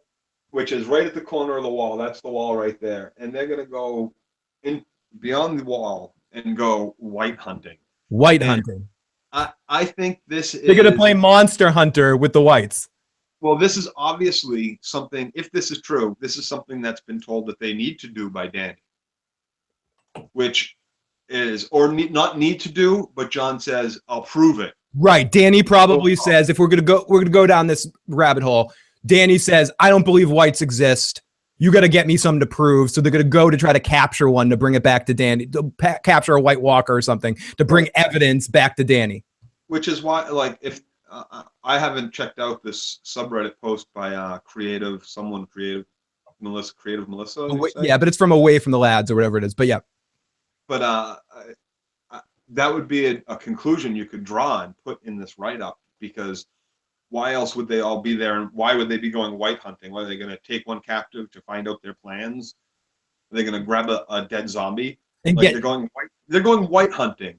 So the times we've seen a white recently, every time we've seen an actual white, it's been accompanied by thousands of fucking undead. Yeah, what are they going to do? I agree. And it's like, what are they going to get Jack Bauer in there through a dimensional portal to go, tell me what you know, to the fucking, or why don't they prove it like this? Hey, we just need one guy. Dany, do you have one zealot in your crew of 100,000 people that you just brought here from the others?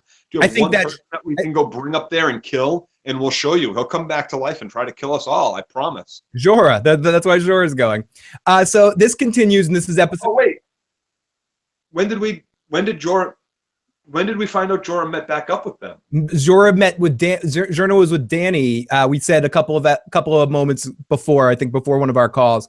You might have been walking around at that point. Jorah comes back to Dany. He returns to. No, we talked about that for a little while. So he's with Dany. So Dany probably sends him with them. like as her, eyes. Well, and that's also he's from the north. Right. That's his sister. That's the little bear Right. there. It's an excuse for him to go home and treat with them, people he trusts and stuff like that. Are we doing any pictures or predictions, or are we going off pictures? I'm going off a post, Caitlin, that I mentioned at the beginning. It's the Away from the Lads or something post, that's story spoiler. And some of this stuff is backed up with some stuff, with pictures from Watchers on the Wall and stuff. I will copy the link to this Reddit post and put it in the description box in a few seconds here. So, and then this continues, Joe. The team is attacked by the Night's King's army, including a white polar bear. The bear kills Thoros, apparently a slow death. Jon, Gendry, and Sandor and Tormund and Jorah and Benjen have been spotted in locations to confirm beyond the wall scenes. Okay. You want me to finish this whole scene because there's more? Nope. I want to talk about that white bear for a moment. That white bear, not just the white polar bear, which has been obviously turned from undead. Yeah, we got it from the Lost Island. Yes, that's a pretty significant step for our, Game of Thrones lore and previous talk and issue here, which is that dragon, that ice dragon, or one of our 3 dragons dying and being returned to life as a dragon. That's big. That sets precedent that it's not just people that can be turned, that it's also animals. People say we need ice spiders first. This sounds like fan fiction right here. Caitlin, the link, and anyone else. Ice spiders have been confirmed. And if ice spiders, even in the books, they're not confirmed. They're still just rumor. Other things like giants, wights, dragons, those are all confirmed, but still, those ice spiders are not. They're still just rumor or fairy tale. Even direwolves have been confirmed. I should have done this. I should have done this earlier, but I just put the link. Thank you, Caitlin, for just your inquisitive nature caused me to actually do this. I should have done this earlier, but the link to the Reddit post that we're working off of here, I just put in the description box of the video. So if you refresh your video, you should be able to find it there now, or check it out after the podcast is over. So Chiki says, I've been thinking of a new Game of Thrones show for HBO, a show which is set at the same time as this story told from the view of the pacifists. We've already seen white horses, Joe. We've seen them turn. Horses have been turned. In the books, isn't Cold Hands Elk undead? I believe he is. This is what I'm saying. We need ice spiders confirmed. Okay, so then I did forget about the elk, but that wasn't included in the show yet. And as far as the dead horses, I don't remember the horses that they were mounted on being dead or not. So I didn't pay attention to that when I watched it the first time. And I'm very disappointed in myself, and I'm going to go back. And I want 10 whips, Joe. 10 whips. so this, only if someone else administers them. Oh, that will be one of the spins on the wheel for Super Chat. Joe slaps his own ass twice. No. That will be something that we give to the highest bidder at the eventual event. Gathering Phil's house. The gathering of the issues. So that's a good name, Joe. Something that will get auctioned off to the highest bidder will be 10 lashings. Mm. Me. On Joe, definitely on Joe.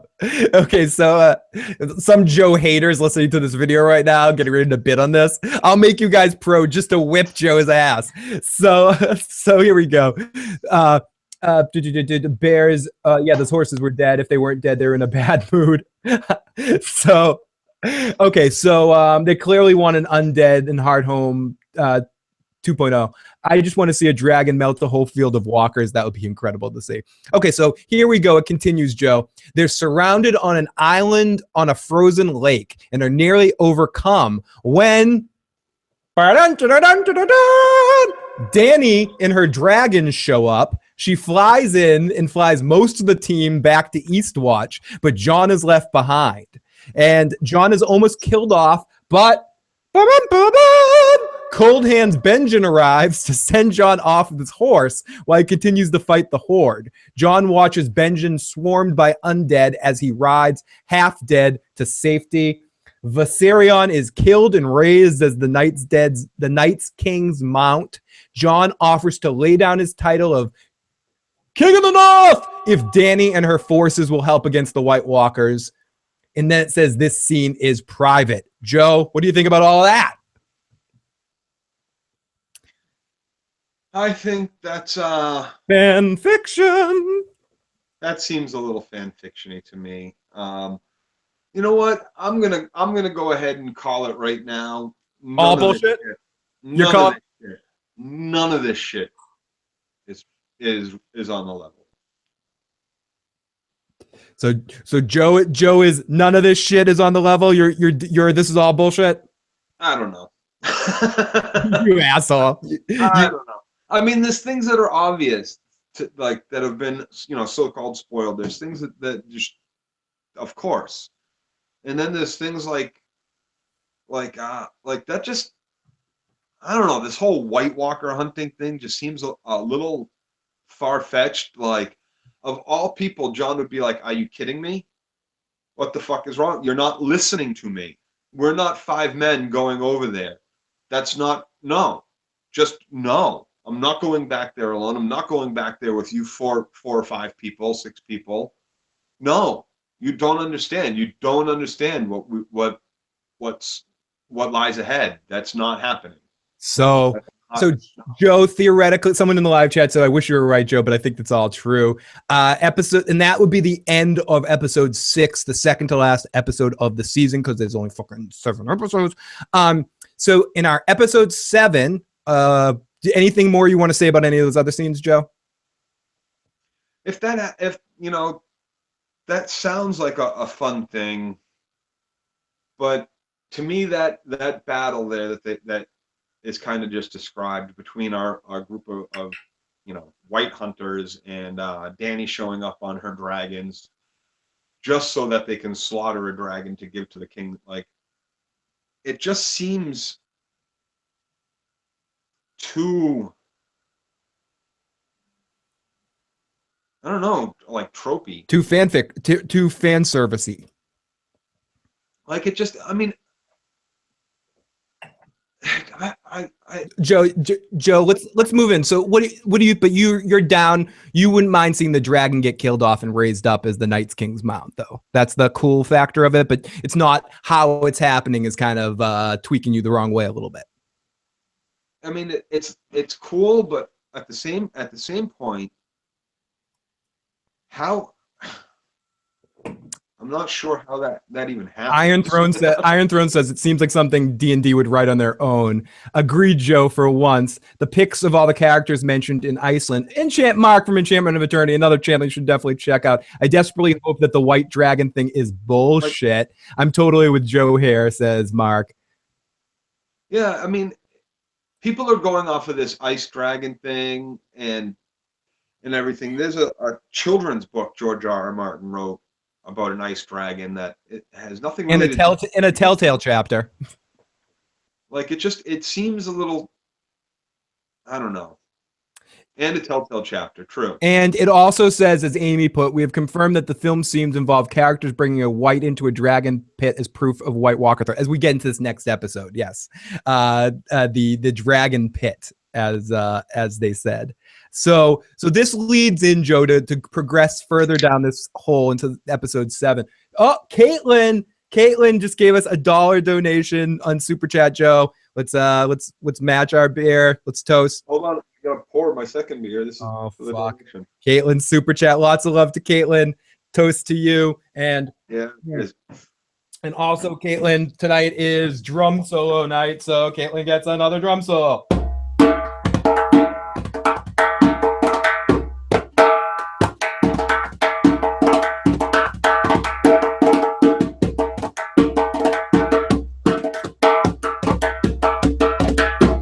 Thank you, Caitlin.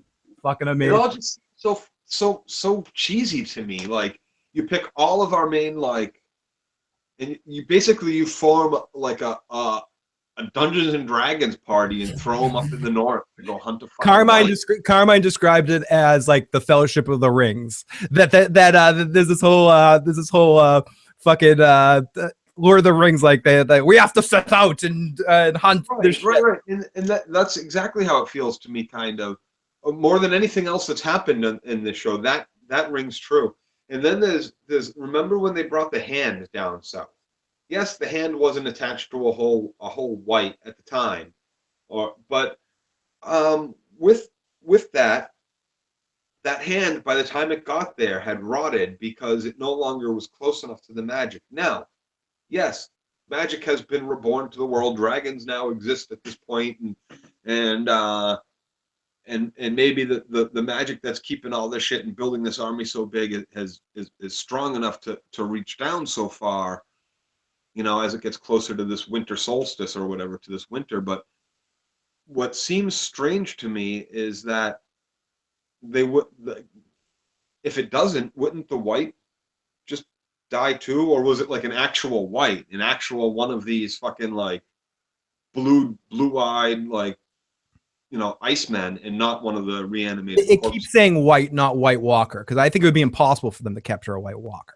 It's probably one of those like brought back to life people. It's like snarling, whatever. I keep saying what? No, it says meeting a dragon pit where everyone with the scene is perfect. And Caitlin, no, there's no too little. If there was 89 cents you could donate, that would be amazing. Any super chat, all super chats are created equal here. So we appreciate any donation that anyone makes. Better than nothing, Caitlin. Don't forget to like this video, says Iron Throne. It wasn't rotted at first, Joe, because Tyrion doesn't like Thorne. He didn't see him for like a couple of weeks. Phil, check your Patreon. Oh, Heath Hinton, thank you so much for that support on Patreon. Amazing. Thank you, buddy. Winter is here. The cold weather in King's Landing will conserve the Wight for Dragon Pit scene.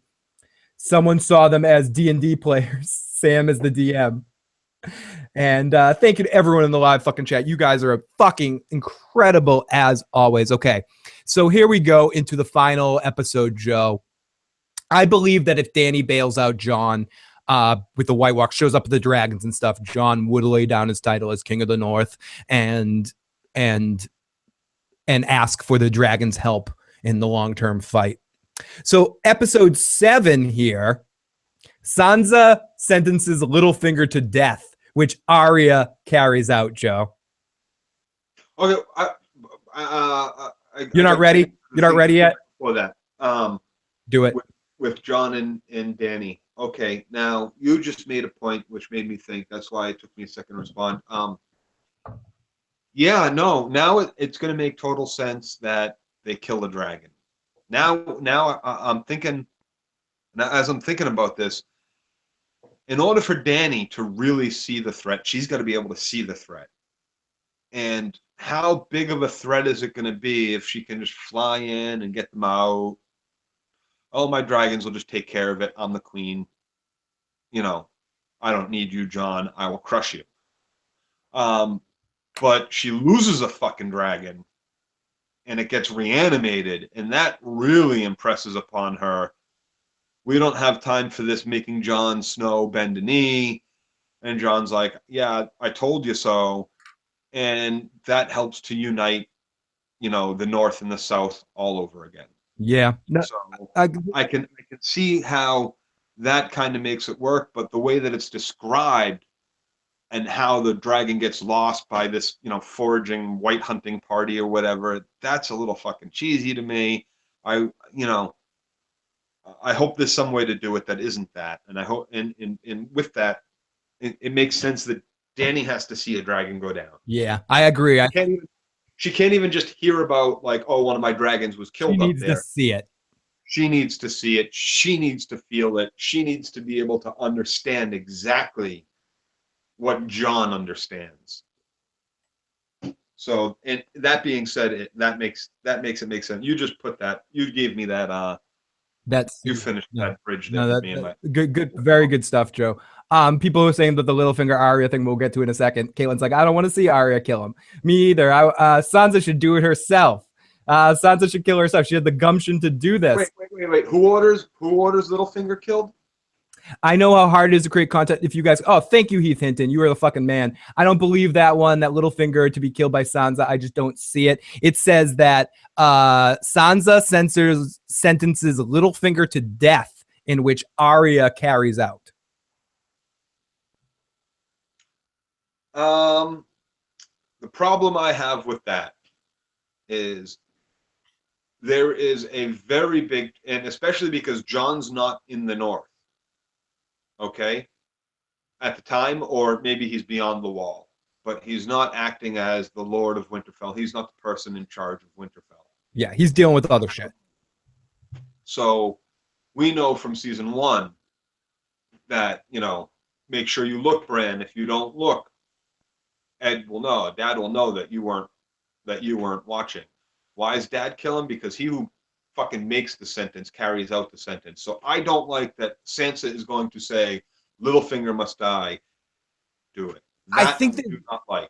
That I think there's more spoilers later, Joe, where Littlefinger spends a majority of the season trying to pit Sansa and Arya against each other, and this is the culmination of it all. So in fairness, he was kind of trying to, like, in this particular spoiler, I think it's hinted at, it might say this later, that Littlefinger tries to pit Sansa and Arya against each other.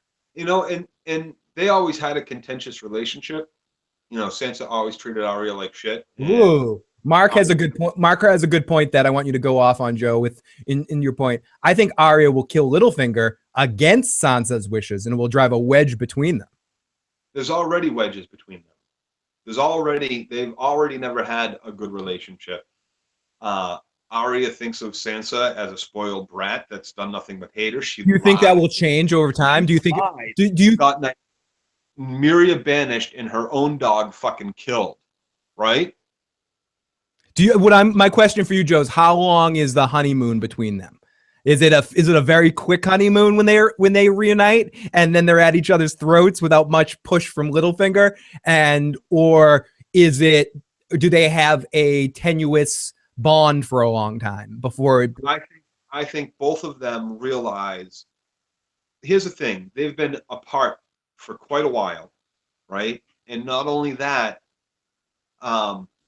they're the only two witnesses in the family to Ed's death. Right, and Arya's got to blame Littlefinger about that in some sense, because he knew. Right. Didn't she know Littlefinger was supposed to support Ned, or she at least figured that out because she's smart? I don't know for sure, but I do know that, you know, whatever their problem was, they were still family, and after all the shit that they've both been through, think about everything. And even Sansa says it to Jon, even though she kind of is a little conniving behind his back or planning behind his back a little. She even says it to him, I was such a fucking idiot. I don't know, you know, how do you still love me? How do you even like me? I was such. And I think both Arya and Sansa will probably have that same feeling when they finally see each other. And I wouldn't be surprised if they don't just immediately forget about the past and just are family again and bond tighter than ever. Right. And Littlefinger tries to draw a wedge between them or further that wedge. I can see that backfiring. I can see that backfiring big time on Littlefinger. Right. And Arya doing whatever the fuck she wants. No one's going to control Arya. Sansa's not going to. And if it's she orders the death, like she says, I'm going to, you know, you're sentenced to death, Littlefinger. Arya just kills him before he can even, like I sentence you to death. Whoop, done, sister. Yep. Thank you. You know, like no, Arya. I was supposed to do it. Who makes the sentence carry? Who makes the sentence carries the thing, Arya? You're always doing things like that. Right, and that would be kind of funny, but you know, it would be cute. It kind of fits, but Ren has. If she says he must die and he needs to be put to death, then she needs to do it as Lord of the North, as King of the North, Queen of the North, as fucking Sansa Stark, as the Stark who she needs to do it. That I won't be happy otherwise unless Arya takes it upon herself to just do it. People in the live chat are saying that Arya doesn't know, but if she found out, she'd kill him in fucking quickly and wouldn't even hesitate. She wouldn't even go to. if she did know that, she wouldn't even stop it. She wouldn't be going to Winterfell. She'd be on her way to King's Landing or wherever the fuck she found out Littlefinger was to kill him immediately. Maybe that's why she's going to Winterfell. You never can tell. Maybe. You never can tell. She just senses this shit. So like she saw the play. She saw the play, so she knows like the rumors and all that. Like, you know, she might believe whatever. So we got Littlefinger's actors joined the cast of Peaky Blinders. So maybe that's confirmation. Beep beep beep. Okay, so Arya, and I tend to agree with you. I think it's going to go pretty well at first when they meet each other again. I think, but when they fight, when they finally get into one big fight for whatever reason it is, it's going to be it's going to be huge. It's going to be Sansa was. Arya still doesn't know about like the Game of Thrones, so you win or you die. You know, she kind of understands that. She's been training as an assassin and everything, but she doesn't understand that political thing, which is why Sansa kept that shit from Jon in the first place. So there's that aspect of it, and as soon as Arya, you know, that shit that Sansa has learned from her experiences will be the shit that draws the wedge between Arya and Sansa. Good. I think you're right about that. If that's what happens, or so I'm glad he dies, but you have to agree he played an epic game. Yeah, 100%. He's going out of the tournament as one of the best players that if he goes out of the tournament in this way. So meeting it. What was that, Joe? I don't know. Yeah. Okay. Sorry. To continue on, I think there's more Littlefinger a little bit below too. But as we progress towards the end of the what they have for episodes, this is in the final episode. Everyone meeting at the Dragon Pit with basically everyone. They demonstrate the reality of the White Walkers, and it terrifies Cersei. So wait, everyone is at the Dragon Pit, including Cersei too? Apparently the Mountain or the Hound chops up the White and it keeps moving. Jon shows them the only way to kill it is with dragon glass or fire. She tells them that she will send forces to help defeat the undead. This is Cersei, but admits to Jaime that she was lying the whole time. She wants the undead to clear out as many of her enemies as possible. Disgusted, Jaime begins to ride north, likely to happen all in episode 7. So, okay, I can see that absolutely. That's along Cersei. Okay, according to all these write-ups, they all fit to how it's been written up. So this, to me, seems more like fan fiction of how they want the episodes to go. Yeah, and people have taken it as just straight up fucking spoilers, which, you know, you might say spoilers because if any of this shit does happen, I spoiled it for you by creating this. Yeah, but ultimately this is just a good fan fiction written. Whether it does end up being true, like who knows how much of this is true. I'm not saying it'll be like you said. We'll know a lot more after episode 1. Right, and I can see that being Cersei's idea in mind. It doesn't make any sense that she would be there to witness it because Dany hasn't had a big, you know, history of we're going to come and talk and you can lay down your weapons and just give me the city. No, she fucking lays siege and she fucking, you know, puts people on pikes every fucking mile for 100 miles. You know, she's not a very easygoing person where, you know, maybe Tyrion's influence because it's his sister or whatever, but I don't see her being there for the Dragon Pit fucking shit. And yeah, I think Jaime's at the point now where any kind of talk like that would absolutely disgust him. Yeah. And as far as I'm concerned, back to the Arya and Sansa thing, this is what I had that little brain fart about a couple minutes ago. There's only 7 episodes. So in this season, so if there is any kind of contention between Arya and Sansa, it's definitely not going to be until season 8. Right. It's going to lead middle of season 8. Yeah. Amy, someone says someone linked your video on the Reddit thread. Props to whoever. Oh, thank you to whoever the fucking did that. Huge fucking thanks to you guys, and huge thanks to all the work that that the people did that put this together and put this together. Maureen creates really awesome stuff here.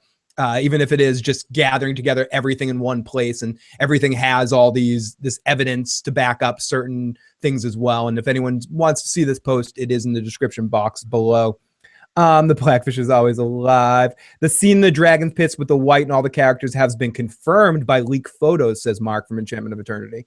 So this is, yeah, and I can see that right below it. This one's actually pretty much confirmed. Cersei, Tyrion, Dany, Jon, Jorah, Varys, Missandei, Qyburn in the Mountain, all filmed together in this scene is confirmed. This scene, Watchers on the Wall, is confirmed in the scene involving bringing a Wight into the Dragon Pit as proof of the White Walkers. Okay. Just because you see a couple of fucking still photos of a bunch of people on I love your Joe Pesci. Okay. By the way, I love Joe Pesci's. Okay. Just because you see a bunch of people dressed in character in a photo, where they're all at the Dragon Pit or whatever. Now, D&D and these people in Hollywood, they're not fucking stupid, and they know that people are fucking dying for this shit. And they know that they got fucking hard hit last year and the year before about certain things. So you think they're putting in fake scenes? It makes no sense why they wouldn't. Okay, really, if they're not, it's if this is all. We'll talk about this at the end, but if all of this ends up being true, whatever thing they're doing to protect their story is bullshit, right? Is fucking bullshit. Here's the thing, this is something you would do. If I were D&D, I would be like, I want everybody on fucking set at all times. You will be fucking You have all these different, in fairness, Joe, you're shooting in multiple different countries. There's 3 or 4 different units that shoot individual of each other. So what a lot of these reporting are is just that the actors are in those particular locations at particular times. And there's certain scenes and certain things and certain times when you can bring everybody together. Mark says you bring everybody together, and you do that, and you leak these photographs because why not? Because hey, this will get people talking. This gets the juices flowing.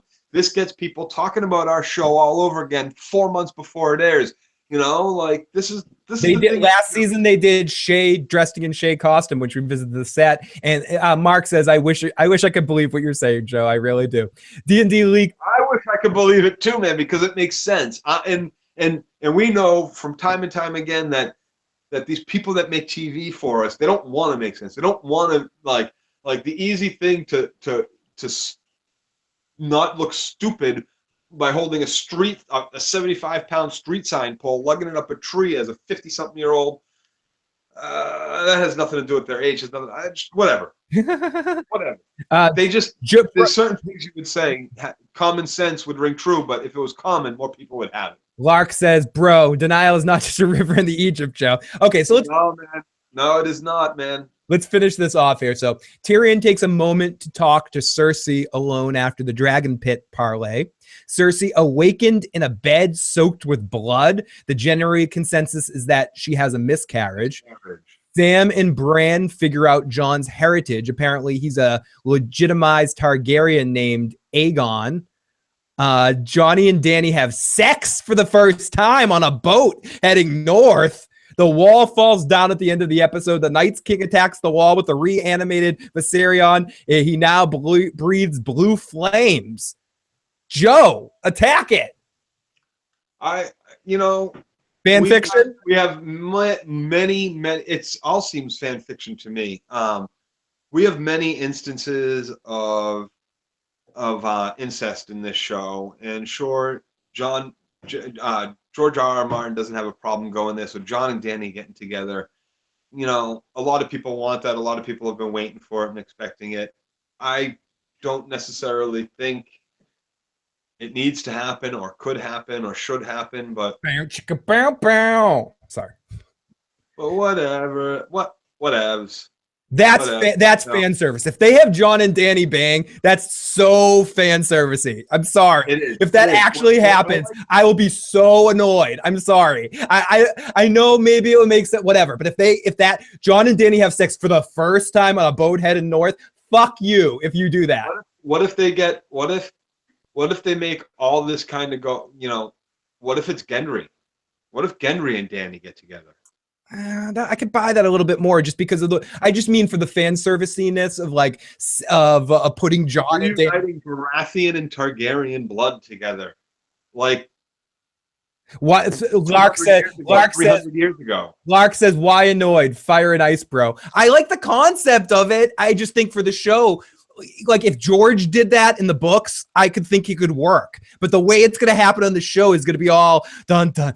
I can already hear the music that happens in the scene when Jon and Dany have sex, and it's so moving, and it's such a moment, and it's so blah. I don't want to see that. I don't want to see that. Like the concept of Jon Snow and Daenerys Targaryen. The concept of the two characters at some point crossing paths and falling and being interacting. Again, if George R. R. Martin wrote that, and this is one part I'm going to be like, but on the show, I don't trust them to pull that off without it being so. That's his aunt. They say they confirm it. They confirm that he's a Targaryen. It's Bran and Sam. Sam probably finds the book at Oldtown. Right. That says something about it. That maybe there was a Meister there too. Or some shit. Or who the fuck knows? You'll hear that music when the white dragon bashes down the wall of the flames. That's his aunt, man. He's about to go bang his aunt. Yeah. Like, this is something that excites people. This is something that people want to see. Like, think about your aunt. When you're saying you want to go see Dany and Jon fuck, I hope you're thinking about your aunt. I hope you're thinking about your nephew. Because that's what you're hoping to go fucking see. You want to bang your nephew. You have some sort of weird fucking like, I want my nephew's on limits apparently because you want to see Dany fuck her nephew. Jon fuck his aunt. That's not cool to me. I'm sorry. They're not even cousins. It's his aunt and uncle. Aunt and nephew, rather. It's people in the live chat says the accent on aunt is so good, Joe. Gross. It's disgusting. It is. I mean, it's one thing you got these twins fucking each other throughout the whole season, raping each other on their fucking son's dead corpse and shit. It's one thing. But now you're going to have like more of that fucked up family of the crazy king family and shit. Oh no, it's a different family. But still, like you're not the only Lannisters aren't the only fucked up incest family. We also got the crazy rape family. They're also into incest too. Let them fuck, says Troy Taylor. We got a lot. The live chat is going awesome right now, as always. You guys are fucking amazing in the live motherfucking chat. Fucking great stuff. Oh god, you guys are so amazing. So here we go. How about Jon's parentage revealed as he claims on the throne, and Dany wants him killed? Ooh, that's fucking all fair points, Joe. Oh, I think Sam finds a record of Maester marrying Lyanna and Rhaegar on the Isle of Faces. That's very possible that Sam finds that information and finds the baby and just kind of puts two and two together. Everyone is incest. So anything else there? Cersei. Okay. So this is stuff in the end here that's uncertain chronologically. Cersei believes she's pregnant again with Jaime's child. She has Qyburn examine her. Cersei does not hesitate in telling Jaime. Likely happens within the first couple of episodes. I kind of hope it's just a tumor or something like that. We kind of already touched on that a little bit. Arya uses Walter Frey's face to hold a banquet and poison his sons, making sure all the women are dismissed first. Will happen in the first couple of episodes. What do you think of that, Joe? The phrase, man, this is what one thing I want to see. I want to see what I feel is a big have a good night, chunk Amy. of story was removed by Lady Stoneheart being taken out. You're not seeing that. You're not seeing it. Arya's serving that purpose now. Not the only way Arya said, okay. I want to see Arya kill as many Freys as she can. I have no problem with that. Yeah, I can see that. That's good with me. But doing it with poison and seeing a bunch of people die like that, like I would rather her go in and fucking go ninja on him and fucking fight the whole room. That would not be a bad idea. Let's get into this next one. Dorne and Highgarden get trashed within the first couple of episodes by the Lannisters. Cersei just says, fuck you to Dorne and fuck you to Highgarden. She's queen now. Eat a dick, everybody. So, I buy that. I think that sounds pretty likely to me, actually. That I think some of Cersei's first business as queen that she's made herself is going to be is going to be fucking with Highgarden. She has a grudge with them. She has a grudge with Dorne. She's good. That makes a lot of sensible sense. That's stuff that happens in episode 1 or episode 2. It's too much time has passed as far as I'm concerned for her to be doing that shit now. She still will. She has been working to blow up that temple while the entire fucking Highgarden hierarchy was in there, plus members of all these other families and shit. She should have already had her whatever guards and military or whoever she was going to send mobilized to be heading towards Highgarden to begin with, because that's part of something that if you don't, you're going to be under siege in minutes. So if we're seeing Dany land on fucking Dragonstone and Cersei trying to be like, oh, send the troops to Highgarden, she's fucking way late on that shit. I think she just wants to take down Elena because she didn't kill her in the blast. So she's the one, and she's her most hated. She hates her worse than she hates Mark. Exactly why you needed to have an army moving immediately. Maybe she got not waiting 4, 6, 8 months for Elena to get back to Highgarden and fucking set up shop. Yeah, I agree, but I think that's where time gets iffy on that. It's going to be she already sent those armies at the time she blew up the Sept. It was all in one big Godfather motion, and it's going to be already set in motion, and we just kind of like. It takes time to move an army from basically here and a couple hundred. Not with the warp zones that exist on the television show.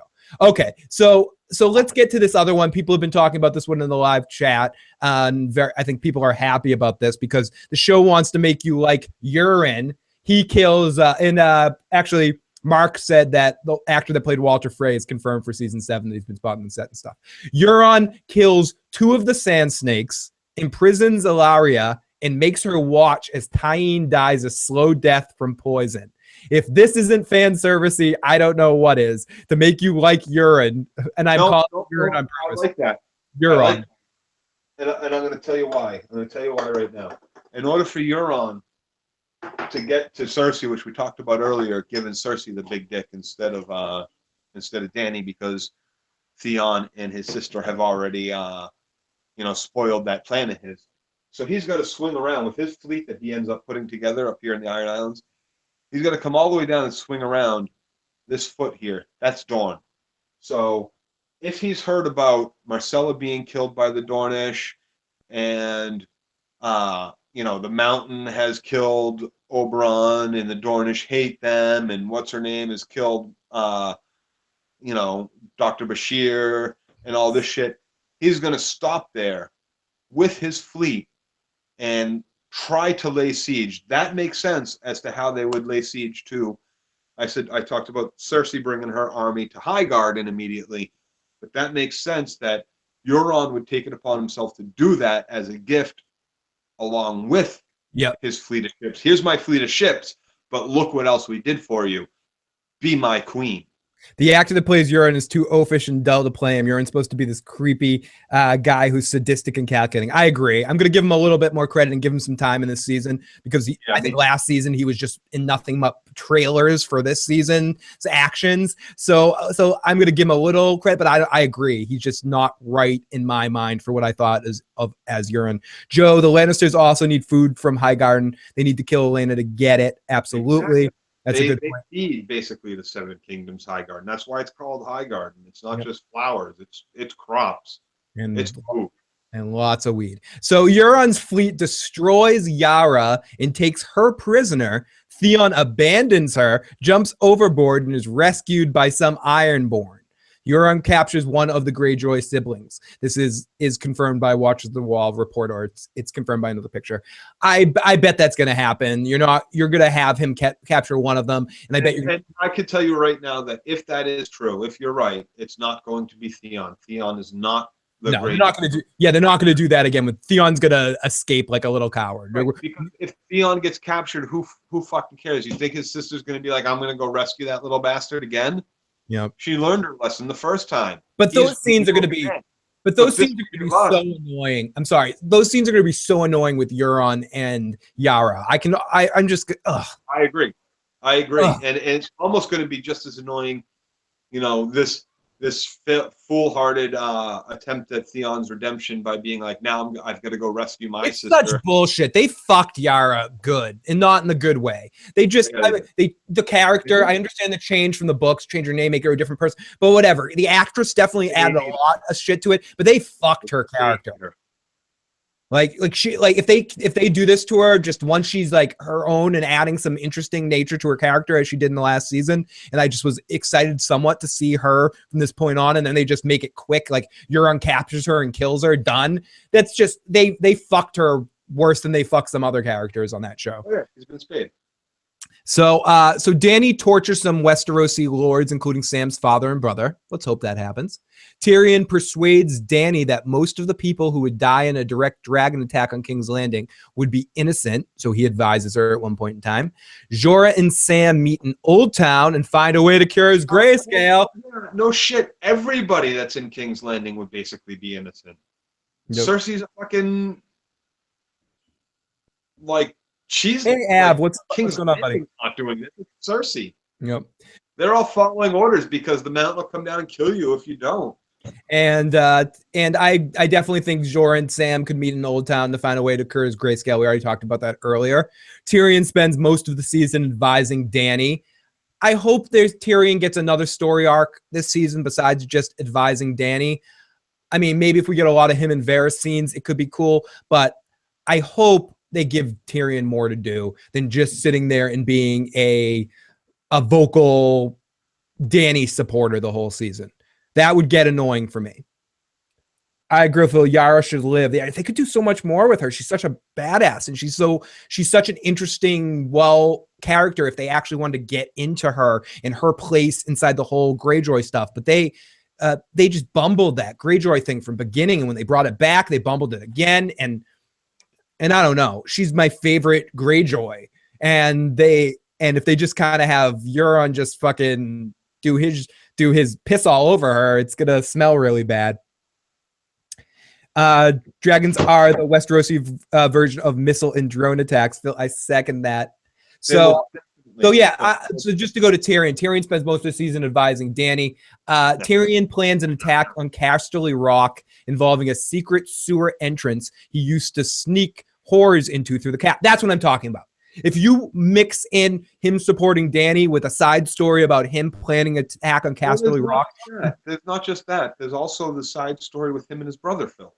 Yeah, and him and Jaime, that could be really awesome. You're right, Joe. I totally forgot about Jaime and Tyrion possibly meeting again, and Jaime and Tyrion interacting with Cersei again, and all that shit happening. Okay. And and about that sore shit, we already did that. Are we getting into Walking Dead territory where we're just going to repeat the same fucking storylines? Didn't we already go through the swords? Didn't she send Dario and Jorah through the swords to go take a city already? Not at Casterly Rock, though. Okay, but come on.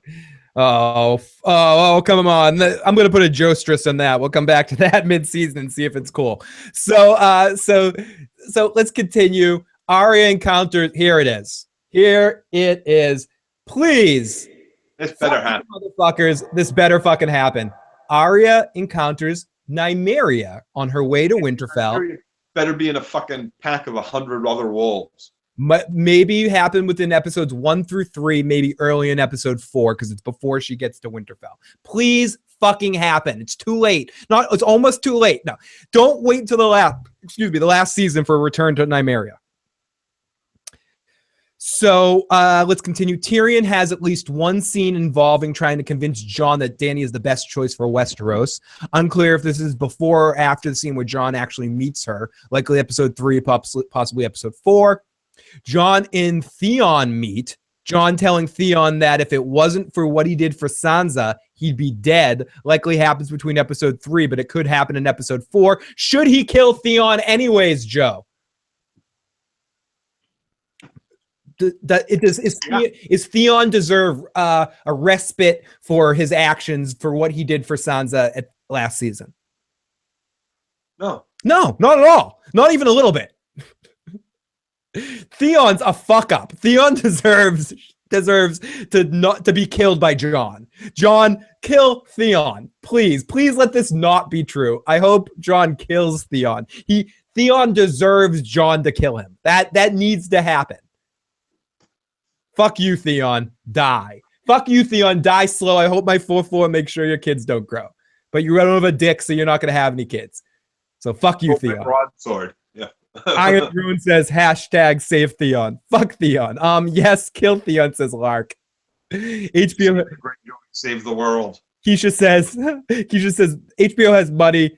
Give me the fucking wolves. Theon deserves to suffer for his mistakes, says AAVV. Die, Theon. He already suffered at the hands of Ramsay. Not enough, Joe. He's living. Fuck him. Fuck Theon. What he did to fucking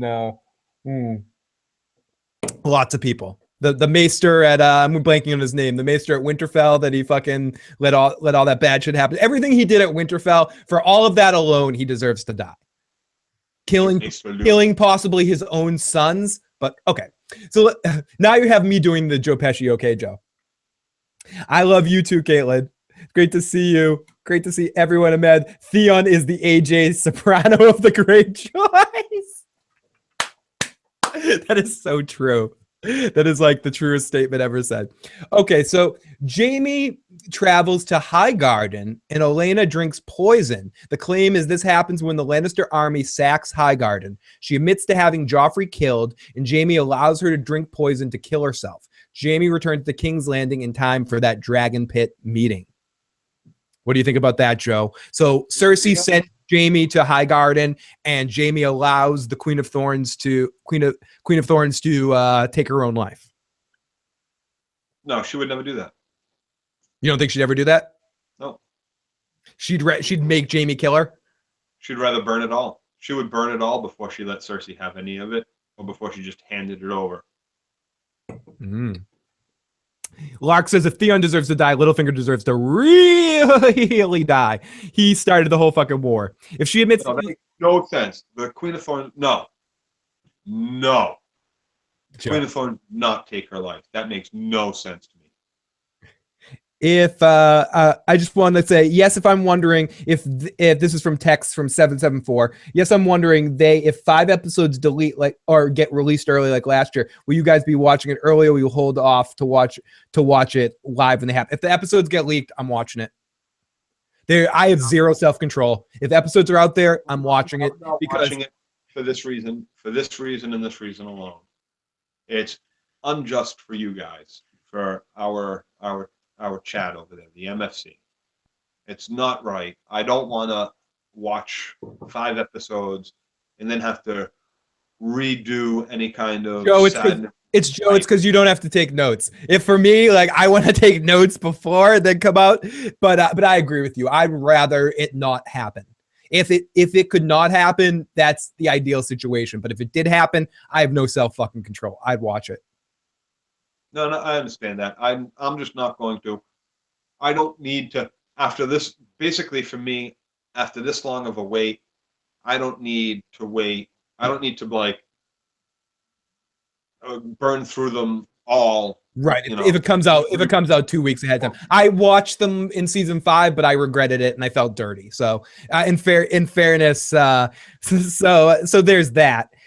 Queen of Thorns, will go out like a boss. Queen of Thorns has no filter. Cersei better recognize. I really love it when they displayed the premiere of season 5 at the cinema. Oh, I love that too. When they did the whole when they played Joe, Katie, and I went to the cinema to watch it. I wouldn't watch it. I did that in season 5. Made that mistake, says Adrian. I don't trust assholes not to spoil leaks, so I'd watch them immediately. It's a very good point by Miss Ash, too, and I'd probably do that, too, because some people just will post spoilers somewhere, and I'd rather watch it myself than not. What if the book comes out first? That's a good one, Ren. I mean, at this point, I think he's spite not releasing till season 8 is over with. I think he's spite doing it. And I could be wrong. I'm probably wrong. George R. R. Martin could be watching this and he's never watching this. But if he ever watches and go, Phil, you're full of shit. But I think on some level, he wants the show proper, not the spinoffs and all of that he's going to have more control over. The show proper to be over with before he finishes his books. And I could be completely wrong about that. I hope Winds of Winter comes out soon and Dreams of Spring or Songs of Spring, whatever the fuck it's called, comes out right afterwards, and he releases both books almost simultaneously. But some part of my mind thinks that he's going to wait till season 8's done with and then release it all, and then it's going to come very quickly after that. He won't do that, and the publishers won't let him do that. They're going to wait at least a couple of years, and I'll tell you what. If they release books 6 and 7 like that, right? I want to be wrong. You're going to get a whole bunch of super fans like us go out and buy book 6, and then go out and buy book 7, and then give away book 6 to someone else. Right, fair, Joe. Yeah, they're gonna separate that. Even I agree. They'll release it a year apart. They'll more than a year, because a lot of people will still be thinking about picking it up. It'll be at least 2 or 3 years. That being said, everything I said about not thinking it was going to be released till after season 8, I hope I'm fucking wrong and it's released tomorrow. I'll gladly eat my fucking words if Winds of Winter gets released tomorrow, and I'll go out and fucking read every single fucking page. So twice, 10 times, 1,000 times, and then get the audiobooks and listen to that too. So for whatever it's worth, if I'm wrong. Fucking please be wrong. But some part of me deep inside thinks he's waiting for this all to be done, and then he's gonna he's gonna release it. But I guess he releases. I think the publishers and him decide to release book 6 just before season 8 comes out. I think you're probably right, Joe. Realistically speaking, you're probably right. Phil, did I see the Game of Thrones live experience? I didn't get a chance to see it, but I heard it was really fucking awesome. So let's continue. There's a little bit more here. The Dothraki. Can I tell you why else I think that makes sense if they do it that way? Yeah, also, and George said, 1 second, Joe. George said, George R. R. Martin is an old school author. He doesn't give a shit if it's TV. If it's ready to publish it, he'll publish it. So you're probably right. Well, he'll put out book 6 just before season 8 ends. Just before season 8 begins. Then season 8 will happen, and then a few years later, just before the start spin-off series and spin-offs, will drop the Duncan Egg series. We'll drop the last book. We'll drop the last book in the Game of Thrones series to renew the energy and to get everybody back on board for the spin-offs. Mm-hmm. So let's continue with the last group of these. There's still a little bit more here. The Dothraki and Dany attack the Lannister army on their way back to the Reach. Jaime and Bronn are both there, despite the Lannister army having a great anti-dragon spear gun designed by Qyburn. They are defeated. Bronn saves Jaime from a dragon, and the two manage to escape. Likely 4 or 5, Jon remains at Dragonstone during this battle, as he's not aligned with her yet. Might be the ambush scene we've heard about that includes the Lannisters. Casting have required a large number of horses extras who seem to fit the description of Dothraki. So to continue, we're almost at the end here. Jon isn't afraid of Drogon and pets him when he meets Dany on Dany's return from battle, which Drogon allows. This surprises Dany, likely episode 4 or 5. I believe that. After Dany's attack on the Lannisters, Jon realizes that what he needs to do is to provide proof of the undead army, likely episode 4 or 5. This is just, but all these are kind of yada yada-ing. What was that, Joe? That makes sense with Jon. Just because it's big and ugly doesn't mean it's going to kill you and eat you. I mean, he's got his direwolf with which most people are afraid of. He leaves his direwolf at Winterfell. Right? No, but he has one. Right? No, fair. He knows how to deal with, and he also has the Targaryen blood. Yep. And he sees giants, which most people are afraid of, or think, "Oh my god!" Yeah, and if anyone, White Walkers, which are fucking scary. Joe Ab says, Joe, they're either waiting for us to die or George R. R. Martin to so public gets paid. It's starting to piss me off. Love used but satisfied. Not true. And Ash says, I actually think it's time for Bronn to die. I like him, but it's his time. So let's continue here. After Dany's attack on the Lannisters, Jon realizes what he needs to do is provide proof of the undead army. We talked about that earlier. Jorah doesn't really care for Jon initially, but they warm up to each other pretty quickly. Includes the scene where Jon offers Longclaw back to Jorah, who refuses it.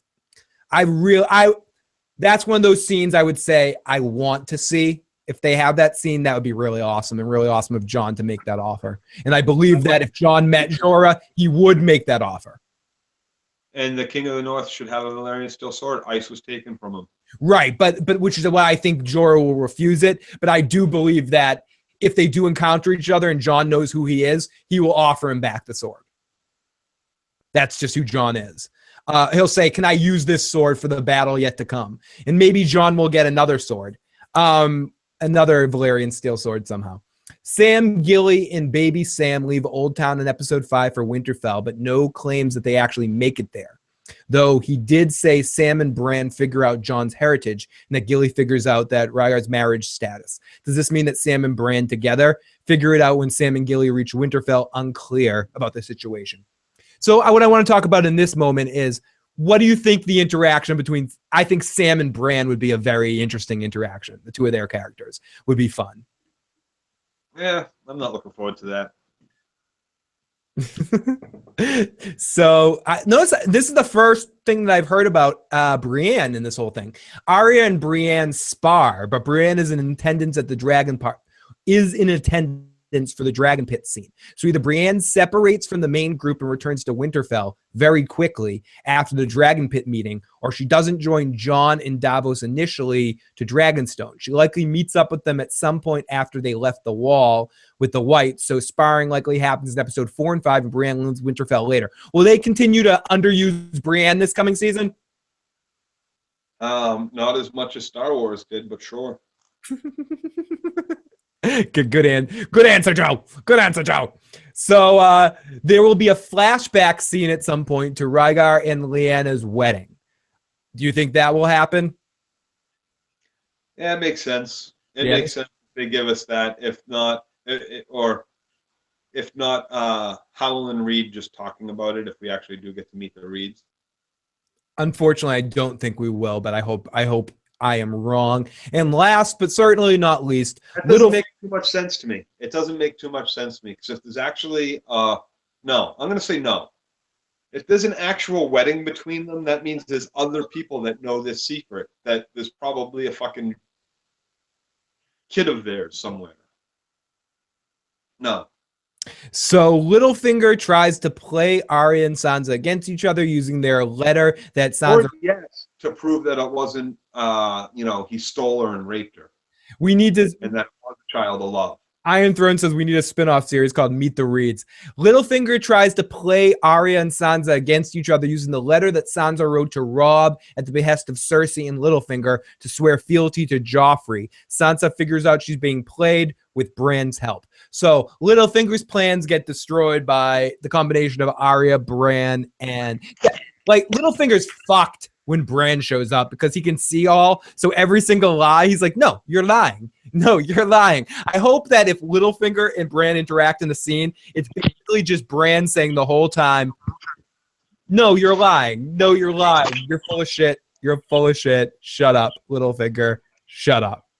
And that is the end of the spoiler thread, Joe. Now that we've gone through it all, going back to the trailer that we looked at, or the promo, I think the breath from Cersei was kind of a foreshadow of her working with the White Walkers. I think the setup for the three main characters and the main focal points of the season was set, and I agree with a lot of what Kyle was saying about his description of all the hints that they were doing in this particular trailer. Joe, just in general, what do you think of all these spoilers? How much do you think of this as fan fiction? How much of this do you think is legitimate? I think there's a good portion that's fan fiction, and a smaller portion than that is actually legitimate. But the point to the legitimacy is there's certain things that are going to happen. And if any of these big things are bullshit, then all the little stuff in between is kind of, how you set up those big bullshits. So it kind of makes those little things bullshit too. But there's certain things that kind of have to happen in our story. Jon and Dany are going to have to meet at some point, and this season is as good as any. Right? So how does that happen? That either happens by Dany flying north or Jon going south. And it makes more sense for Jon to go south than Dany to fly north. Okay. Right? As we start to wrap things up, we get some tweets. Jimmy Olsen the Blue says, "I've never seen Dirty Locks in such a brighter light. You're looking great, Joe." We got a couple other ones. Official trailer has dropped. What's their name says, "I just came in my pants with excitement for this one." Great stuff. Thank you to everyone that sent tweets, everyone that called in. You guys are fucking amazing. We got Goatsy. Is Goatsy in the live fucking chat? Great. Thanks, Phil. Adios. Hope the Dany and Jon rumors are fan fiction. But everyone, so much of this might all be fan fiction. Some of this might be true. But either way, it's good to kind of get this out of the way, talk about all this stuff. We're going to be doing a lot more Game of Thrones streams leading up from now until July. Lots of fun coverage. Joe and I are going to try to get together a lot more because this was a lot of fun to talk about Game of Thrones. Even if we don't come out here with a specific topic, you guys in the live chat can send us in a lot of different directions. Yeah, I can talk about Game of Thrones all day long. I really right. So let's try to come out here like maybe once a week if we can, if not once every 2 weeks, leading up to the season. Do as much Game of Thrones lead up as we can, Joe. And there's nothing I like more than naysaying other people's opinions and theories about, like, my coworkers and stuff will be like, "Oh, I think this," or "I think that," and I'm just like, "No, definitely not. You're wrong." So you're fucking wrong. But everyone, thank you so much for joining us. If you haven't already and you enjoyed this, please hit the like button. Please hit the subscribe button. If you're listening to the audio podcast, please leave us some star ratings or reviews on iTunes. It just helps get the word out more about the podcast and keep things growing. Thank to everyone in the super chat. Keep that going. Help the channel grow. Help us do this more and more. I'm kind of going to go. If everybody watching just tells 3 people to watch our show, it's going to get back to Dave and Dan, and they'll watch our show. So everybody go out and tell your 3 or 4 people. I don't know. Joe, I don't to tell 3 or 4 people. And that's how it gets back to them. Joe, I don't know about that logic, but I'll take it. Everyone, thank you so much. Please join the Discord. Please. If only 8 people out there tell 8 people and tell those 8 people to tell 8 people, it's only going to take 8 times for it to get around the world. Joe, I love the motherfucking chat. You guys in the live chat were amazing tonight, as always. If you want to keep the chat discussion going, please check out our Discord group. You can find the description box. Find that in the description box below. You can also find the Google Plus group. You can also find Dirty Issues, the link to that, which is our secondary channel that Joe and myself do some video game streaming on. And Taka is the Lord and Commander of that, doing the Brohawk blog, doing some recaps of his own of some other television shows like cosplay show that's on Into the Battle and stuff like that. I like that. Taka is the Lord and Commander. He is the Lord and the Commander of the Dirty Issues. If you want to check out more of my stuff, the next stream that I'll be doing was the Walking Dead stream this Sunday live. I'll be with the Walking David, who will be joining me, possibly Joe, but probably not Joe. Joe will be working. And then I will be on the following Tuesday night, on Tuesday, April 4th, to talk about the Prison Break return. I'm going to talk about some fucking Prison Break and decide after episode 1 if I'm going to be recapping the entire series of that. And we'll have to do a podcast next week for my reaction to that finale. Oh yes, exactly. Joe and I will do a Joe and Phil podcast after the recap week on a kind of feedback season 7 wrap up podcast as well. Excuse me, as I'm starting to burp. Joe, only if you do shots. All the shots will be coming. We'll figure that out, and hopefully I'll get the wheel too. Like I said, I want to get a spinning wheel or a plinko board or some shit to play a little game with the super chat to keep it fun. Prison Break crossing over with Legends of Tomorrow, maybe. But again, everyone, thank you so much for all the support. Heath Hinton, thank you for joining us on Patreon. Heath, give me a request of something you want on the channel, or a review or something like that. I will do that. Whoa, I can hear myself off that, Joe. Joe, I'm gonna mute you. Because I can hear myself. Oh shit. Okay, I can't hear myself anymore. I just muted Joe. Joe is done for the night. That's scary. Everybody, talk to you soon. I know how to say goodbye for 20 minutes. Good night.